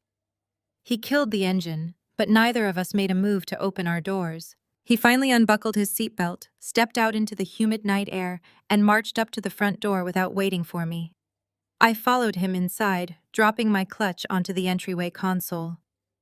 The babysitter had already put Leo and Zuri to bed and left a note on the kitchen counter. The house was perfectly quiet, a serene backdrop for the execution he was about to attempt. Marcus did not bother taking off his suit jacket. He turned to face me in the center of the grand foyer, his dark eyes entirely devoid of the charismatic warmth he had shown his brother just hours earlier. "We are done, Maya," he stated, his voice a flat, hollow blade. "I am officially calling it. I am not spending another year of my prime tied to a woman who actively tries to sabotage my family relationships and embarrass me in front of my peers." I stood near the staircase, resting my hand on the polished wooden banister. I did not gasp. I did not clutch my chest. I simply waited for him to finish his rehearsed corporate termination speech. Upstairs, my children were sleeping peacefully, completely unaware that their father was standing in the foyer eagerly dismantling our family unit just so he could finance a fantasy life with his brother's wife. "I am initiating a formal separation," Marcus continued, pacing the length of the hardwood floor. "And since you clearly have zero respect for the lifestyle I provide, you no longer get to enjoy it. You have exactly 3 days to pack your belongings and vacate these premises. By Monday evening, I want your keys on that counter." 3 days, I repeated, keeping my tone perfectly neutral, letting him bask in the illusion of his absolute authority. 3 days, he confirmed, pulling his smartphone from his pocket. "And just so we are completely clear on the new reality of your situation, I am cutting your access right now." He tapped the screen a few times, navigating to our banking application. "I am instantly terminating the household expense cards. You signed the post-nuptial agreement yesterday morning, which means you have absolutely no legal claim to my accounts, my assets, or this property. If you want to pay for a moving truck, I suggest you start dipping into whatever pennies you have saved from your little consulting hobby." He locked his phone and slid it back into his pocket, looking at me with pure, unadulterated contempt. "You brought this entirely on yourself. You thought you could run your mouth at a high society dinner, and I would just swallow it. You overplayed your hand, Maya. Now you get to learn how the real world operates when you do not have a successful man funding your existence." He wanted me to break. He was practically vibrating with the anticipation of watching me shatter into a million desperate pieces. He wanted me to fall to my knees, beg for his forgiveness, and plead for just a little more time so I would not be homeless. He wanted to feel like a god issuing a harsh but necessary decree. I looked up at the high ceilings of the foyer, taking a slow, deep breath, and then looked right back at his expectant face. "I understand, Marcus," I said softly. "I will not fight you on this. If you want me out by Monday, I will be out by Monday." Marcus frowned, his brow furrowing in deep confusion. My absolute lack of resistance disrupted his entire script. He had geared up for a massive hysterical screaming match, but I was handing him a quiet, effortless victory. His massive ego quickly rationalized my behavior. He assumed the reality of my impending poverty had paralyzed me into total submission. "Good," he grunted, adjusting his collar, trying to regain his dominant posture. "Do not try to take anything that belongs to the house. I will be checking the inventory. I'm sleeping in the guest room tonight. Have your things boxed up before the weekend is over." He turned on his heel and marched up the staircase, leaving me alone in the dim light of the entryway. I listened to his heavy footsteps echo down the second-floor hallway, followed by the sharp, definitive slam of the guest bedroom door. The house fell completely silent again. I stood at the bottom of the stairs, perfectly still, letting the absolute genius of his timeline wash over me. He wanted me out by Monday. Monday. The exact same day, the corporate mailroom at his financial headquarters would sign for a certified default and demand notice from Obsidian Holdings LLC. The exact same day, his CEO would find out Marcus was facing a catastrophic foreclosure due to illicit borrowing. The exact same day, Sarah's commercial landlord would terminate her probationary lease for ethical violations. I slowly walked up the stairs, my hand gliding effortlessly along the banister. I did not go to the master bedroom to cry into my pillows. I walked straight into my massive walk-in closet and pulled a large hard-shell suitcase down from the top shelf. I laid it flat on the velvet ottoman in the center of the room and unzipped it with a sharp, satisfying sound. I moved methodically, pulling crisp blouses, tailored slacks, and elegant dresses from their hangers. I folded them with absolute precision, placing them neatly into the suitcase. I was not packing to flee to a cheap motel. I was gathering my armor for a triumphant relocation to a luxury penthouse suite at a 5-star hotel downtown. A suite I had already booked using the unlimited corporate expense account tied to the Elias Trust. I would take Leo and Zuri there after school on Monday, shielding them entirely from the fallout. I paused for a moment, my hands resting on the edge of the open suitcase. I looked at my reflection in the full-length mirror mounted on the closet door. My face was completely serene, completely devoid of any heartbreak or fear. A slow, chilling smile tugged at the corners of my mouth, growing wider as I imagined the absolute devastation waiting for my husband at the start of the business week. Marcus thought he had just issued an eviction notice to a dependent housewife. He did not know he had just set the timer for his own total annihilation. I closed the suitcase, snapped the locks into place, and prepared for the greatest explosion of my entire life. The weekend passed in a blur of quiet, meticulous preparation. By the time Monday afternoon arrived, the air in Atlanta was thick with humidity and the electric charge of impending destruction. I pulled into our upscale subdivision, the tires of my SUV humming smoothly against the familiar asphalt. In the back seat, Leo and Zuri were completely engrossed in their tablets. I had already arranged for a trusted private driver to meet us at the end of the block. He was waiting to whisk my children away to the luxury hotel suite I had prepared, shielding them entirely from the explosive fallout that was about to occur. I parked the car, kissed their foreheads, and locked the doors, leaving the air conditioning running. "Mommy will be right back," I promised them with a bright, reassuring smile. I turned around and walked up the long concrete path alone. Every step I took closed the loop on the devastating timeline that had begun just a few days prior. The scene unfolding in front of me was exactly as I had known it would be.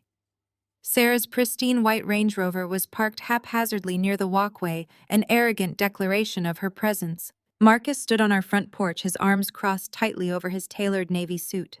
Sarah stood right beside him, her shoulder brushing against his, clutching a thick stack of manila folders. They looked down at me from their elevated position, like a pair of monarchs preparing to banish a peasant. "It is not your front porch anymore, Maya," Sarah sneered, her voice cutting through the quiet suburban afternoon. She tossed the heavy folders forward. They hit the concrete with a loud slap, sliding open to reveal the bold black lettering at the top. "Petition for dissolution of marriage." Marcus did not flinch. "Sign them," he demanded coldly. "I have already filed the preliminary paperwork. My lawyer expedited the process. We are done." Sarah took a step closer to the edge of the porch, her blue eyes narrowing with undisguised contempt. "Marcus is done carrying your dead weight," she spat. "You contribute absolutely nothing to this household. Pack your bags. This house has no room for a leech." A normal woman would have broken down. She would have dropped to her knees on the hard concrete and begged the man she loved to explain his sudden cruelty. But I simply looked at the scattered divorce papers, then back up at my husband and his mistress. I felt a profound, radiant warmth blooming in the center of my chest. The corners of my mouth slowly curved upward. "Okay," I said softly. Marcus frowned, his arrogant posture faltering for a fraction of a second. The absolute lack of panic in my voice disrupted his entire script. What is so funny? He snapped, his tone losing its corporate edge and bleeding into genuine frustration. I threw my head back and let out a bright, echoing laugh. It was a sound of pure, unadulterated joy that startled the birds in the nearby oak tree. I laughed because the sheer arrogance of their timing was going to make their downfall so much sweeter. Actually, I said, tilting my head and locking eyes with my husband, this house belongs to me. Sarah scoffed loudly, rolling her eyes. Are you having a psychotic break, Maya? You do not own anything. Marcus made sure of that when you signed the post-nuptial agreement on Friday. You are literally homeless. I did not get the chance to reply. The smooth, heavy purr of a high-performance engine suddenly interrupted the tense silence of the neighborhood. A sleek, midnight black Maybach glided up to the curb, parking directly behind Sarah's obnoxious SUV. The tinted doors swung open in perfect unison. 3 individuals stepped out onto the pavement. At the front was Harrison Sterling, looking like the absolute embodiment of Manhattan power in a bespoke charcoal suit. Flanking him were 2 junior partners carrying sleek, heavy leather briefcases. They walked up the driveway with absolute precision, their expensive shoes clicking rhythmically against the concrete. Marcus stared at them, his brow furrowing in deep, panicked confusion. As a senior financial executive, he recognized elite corporate power when he saw it. He knew the difference between a local family lawyer and a team of ruthless corporate litigators. He just could not fathom why they were marching toward his front porch. Harrison stopped right beside me. He offered a deeply respectful nod, completely ignoring the 2 gaping figures on the porch. "Good afternoon, Madam Director," he said smoothly, his resonant voice carrying easily through the humid air. "The property transfer protocols have been successfully executed in New York. We have the final confirmation documents right here." Marcus blinked rapidly, his eyes darting between me and the imposing attorney. "Madam Director," he repeated, stepping closer to the porch railing. His voice was laced with defensive irritation and a sudden creeping dread. "Who are these people, Maya? If you hired cheap divorce lawyers to try and contest my post-nuptial agreement, you are wasting your time. I already told you I am cutting you off." I stopped smiling. The warmth drained from my face, replaced by a cold, surgical precision. I stepped over the scattered divorce papers and walked right up to the base of the porch stairs. "I did not hire divorce lawyers, Marcus," I said, my voice ringing with undeniable authority. "I brought my corporate acquisitions team. Because as it turns out, we have some very pressing landlord and tenant issues to discuss." Sarah let out a sharp, nervous breath. Marcus gripped the wooden porch railing, his knuckles turning white. The absolute certainty in my tone had finally pierced through his massive ego.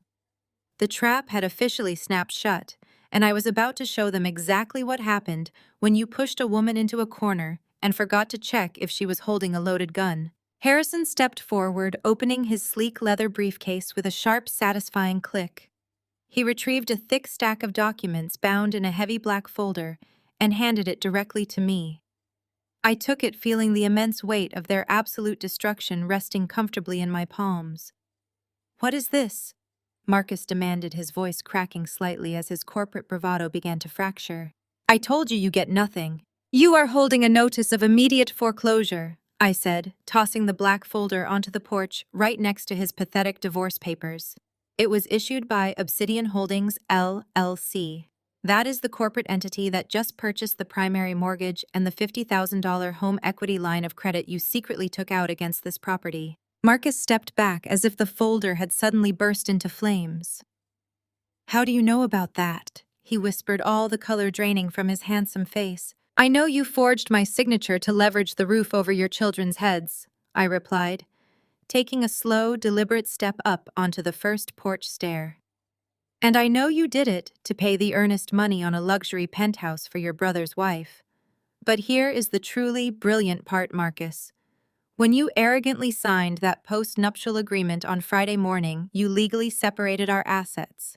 That action triggered an automatic acceleration clause on your hidden debt. You defaulted on the loan the exact moment the ink dried. Sarah lunged forward, her silver dress flashing harshly in the afternoon sun.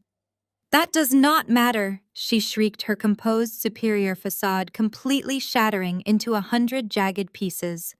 "Marcus already signed a quitclaim deed transferring this property to S Realty to settle his debts with my company. You cannot foreclose on a house I already own." I turned my gaze to her, my expression entirely devoid of pity or hesitation. "Sarah, you really should consult better attorneys. You cannot transfer a deed that is actively encumbered by a defaulted loan. Obsidian Holdings seized this asset at 9 o'clock this morning. Your fraudulent transfer is completely void. You own absolutely nothing." Marcus ran a trembling hand over his face. He was sweating profusely, his expensive tailored suit suddenly looking suffocating and restrictive. "You cannot do this to me," he stammered, shaking his head in frantic denial. "I am a senior executive. I generate massive capital. I will just pay off the loan tomorrow. I will liquidate my stock options and bury you in court." I let out a soft, pitying sigh, shaking my head. "Pay it off with what, Marcus? Your salary." I snapped my fingers. Harrison immediately handed me a second envelope, this one bearing the unmistakable embossed seal of Marcus's elite financial group. I held it up so the afternoon sun caught the gold lettering of his corporate logo. "You see, Marcus, when I assumed control of the Elias Trust and took ownership of the Midtown Manhattan skyscraper your firm leases, I decided to conduct a thorough audit of my commercial tenants." I explained smoothly, ascending the final steps to stand squarely on the porch. "I discovered a very interesting discrepancy. You did not just forge my signature for that $50,000. You manipulated a corporate client escrow account to temporarily bridge the gap for Sarah's penthouse deposit while your personal funds cleared. A classic, desperate, incredibly sloppy embezzlement." Marcus physically swayed, grabbing the wooden porch column to keep himself upright. His dark eyes were wide with pure, unadulterated terror. He opened his mouth to speak, but only a dry, raspy wheeze came out. "I forwarded that information to your CEO yesterday. I continued stepping toe-to-toe with the man who had tormented and financially abused me for 7 years. They intercepted you at the door this morning, did they not? Oh, wait, you took the day off to serve me divorce papers. Well, check your phone, Marcus." The board of directors convened an emergency meeting at noon. "You have been terminated for gross financial misconduct. They are freezing your corporate assets and preparing to file criminal charges with the authorities." Marcus yanked his smartphone from his pocket with frantic, jerky movements, the screen illuminated with dozens of missed calls from his legal department and frantic text messages from his former colleagues. A guttural choking sound escaped his throat as his entire reality, his wealth, his status, and his untouchable reputation disintegrated right before his eyes. He dropped the phone. It hit the concrete porch and cracked the shattered screen mirroring his ruined life. Sarah backed away from him, her eyes darting wildly toward her white Range Rover parked in the driveway. She was preparing to flee, eager to abandon the sinking ship she had gleefully helped drill holes into. "Not so fast, Sarah," I called out, my voice stopping her dead in her tracks. "Did you really think I forgot about you?" She spun around, her face pale and twisted with raw panic. "I had nothing to do with his corporate accounts," she stammered defensively, holding her hands up as if to ward off a physical blow. "I am just a real estate broker. I did not force him to take that money." "You are a fraud," I corrected her, my tone razor-sharp and merciless. "You operate your flashy little boutique brokerage out of an executive suite on the second floor of my building, a suite you are currently 60 days behind on rent for." Sarah gasped, taking another stumbling step backward, as the horrific realization finally struck her. She looked at Harrison, then back at me, the arrogance completely wiped from her features. Uncle Elias required all commercial tenants to adhere to a strict morality and ethical business conduct clause. I recited, quoting the master lease agreement perfectly. "Conspiring to defraud a spouse, facilitating forged property documents, and accepting embezzled corporate funds are massive violations of that clause. I officially terminated your month-to-month probationary lease at 10 o'clock this morning. Building security has already changed the locks on your office doors and impounded your computers pending a massive fraud investigation." Sarah let out a high, panicked wail. She grabbed her designer Birkin bag and clutched it against her chest like a desperate shield. "You cannot do this. My client files are in there. My business will be ruined. I will lose my license." "Your business was an illusion," I stated flatly, crossing my arms and looking down at the scattered divorce papers at my feet. "And the illusion is over. You wanted to build a glamorous life by stealing from my children. Now you get to experience what it actually feels like to be tossed out on the street with absolutely nothing." Before Sarah could even attempt to formulate another pathetic excuse, the sharp screech of tires braking against the curb echoed through the quiet suburban street. A sleek black town car pulled up directly behind Harrison Sterling's Maybach. The heavy passenger door swung open with forceful momentum. David stepped out onto the pavement. He was not wearing his usual relaxed, easygoing smile. His posture was rigid, his jaw clenched so tightly a muscle jumped in his cheek. He looked like a man who had just survived a horrific car crash and was now staring at the driver who had intentionally cut the brakes. In his right hand, he gripped a thick manila envelope so hard the paper was crumpling. Sarah gasped, her voice pitching up an octave as she took a desperate, trembling step toward the stairs. "Honey, thank God you are here. Maya has lost her mind. She is trying to ruin my business and Marcus is under attack." "Do not say my name!" David roared, his voice cracking like a whip across the lawn. "Do not even look at me." Sarah froze, shrinking back against the brick column of the porch. Marcus swallowed hard, looking at his older brother with the terrified, wide eyes of a cornered animal. David marched straight up the concrete walkway, completely ignoring the team of lawyers standing in the driveway. He walked right up the porch steps, stopping mere inches from the two people who had betrayed him, in the most unimaginable way. He did not yell again. When he spoke, his voice was a low, lethal whisper that carried far more devastation than any shout ever could. "I received a very interesting delivery to my office a few hours ago," David said, staring directly at his brother. "A courier dropped off a sealed package containing 2 years' worth of hotel receipts, text message transcripts, and photographs. I spent my entire lunch break reading exactly how my brother and my wife have been laughing at me behind my back." With a sudden violent motion, David slammed the thick envelope directly against Marcus's chest. The seal burst open. High-resolution photographs, printed email chains, and credit card statements scattered across the porch, fluttering down to mix perfectly with the foreclosure notices and the meaningless divorce papers. "David, I can explain." Marcus stammered, his corporate vocabulary completely failing him as he stared at the photographic evidence of his affair materializing around his feet. "Explain what?" Marcus. David spat back, his voice shaking with profound disgust. "Explain how you slept with my wife in the same hotels we use for family vacations. Explain how you stole money from your own children to buy a penthouse so you two could play house. You are a coward, and you are no longer my brother."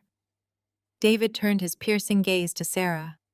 Her hands were covering her mouth, silent tears of genuine panic streaming down her face, ruining her perfect makeup. "My lawyer is filing the divorce petition as we speak," David told her, his tone stripped of any remaining affection. "I have already frozen our joint accounts and contacted the building manager at our condo. Your access codes have been disabled. You can retrieve your designer clothes when my attorney says you can. Until then, do not dare contact me." David did not wait for her response. He turned his back on his ruined marriage and his traitorous brother, offering me a single respectful nod before walking straight back to his waiting car.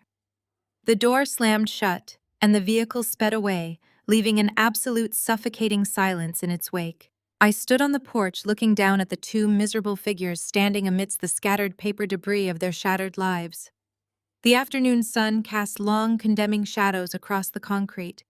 In the span of a single afternoon, Marcus had lost his prestigious executive career, his luxurious home, his financial stability, and the only family member who had ever genuinely respected him. Sarah had lost her business, her fake social standing, and her marriage. They had absolutely nothing left. No money, no leverage, and nowhere to hide. The absolute, unmitigated humiliation etched onto their pale faces was the exact masterpiece of justice I had meticulously painted, and the picture was finally complete. Time moves with incredible, brutal speed when you are no longer carrying dead weight. The fallout from that afternoon on the porch was swift and merciless. The corporate audit at Marcus's former financial group uncovered a massive trail of embezzled funds, falsified escrow accounts, and wire fraud. I did not even have to step foot inside the courtroom to watch him trade his immaculate tailored navy suits for a standard-issue state prison uniform. His arrogant, untouchable smirk was entirely gone as the judge handed down a severe multi-year sentence for grand larceny and corporate fraud. He lost his wealth, his freedom, and every ounce of his precious pride. Sarah met an equally devastating reality. The State Real Estate Commission launched a rapid investigation into her fraudulent business practices and the illegal manipulation of property deeds. She was permanently stripped of her brokerage license and buried under a mountain of financial penalties. David finalized a ruthless divorce, leaving her with absolutely nothing.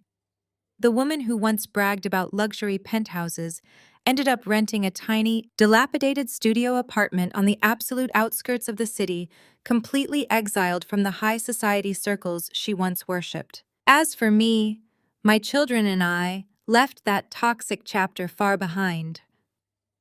We traded the suffocating humidity of the Atlanta suburbs for the vibrant electric energy of New York City. I am currently standing in the executive corner office on the 60th floor of my flagship Midtown Manhattan skyscraper. The floor-to-ceiling windows offer a breathtaking, unobstructed view of Central Park below. I am wearing a sharp, custom-tailored emerald green suit, the fabric perfectly complementing the undeniable power humming in the room. I look down at the heavy mahogany desk in front of me. Resting on the pristine leather blotter is the final charter for the Elias Empowerment Initiative. It is a massive grant program specifically designed to provide elite legal counsel, emergency housing, and immediate capital for women who are trapped in financially abusive marriages. Women who were told they had no options. Women who were financially suffocated and made to feel small by men who weaponized their bank accounts. I pick up a solid gold fountain pen, press the nib to the thick parchment paper, and sign my name with a bold, sweeping flourish. With that single signature, I authorize a $10 million injection into the fund, ensuring that thousands of women will find the exact same freedom I did. I place the pen down and walk slowly toward the glass windows, looking out over the sprawling, magnificent empire that I now command. Then I turn my head slowly and look directly into the camera lens. My posture is completely relaxed, my spirit is profoundly at peace, and my voice rings with absolute lethal certainty. They loved to call me a leech. They thought they could bury me under their arrogance and their stolen money. But they forgot one very crucial detail about the things you try to bury in the dark. When roots grow deep enough and strong enough in the shadows, they will effortlessly bring down an entire building when they finally decide to rise.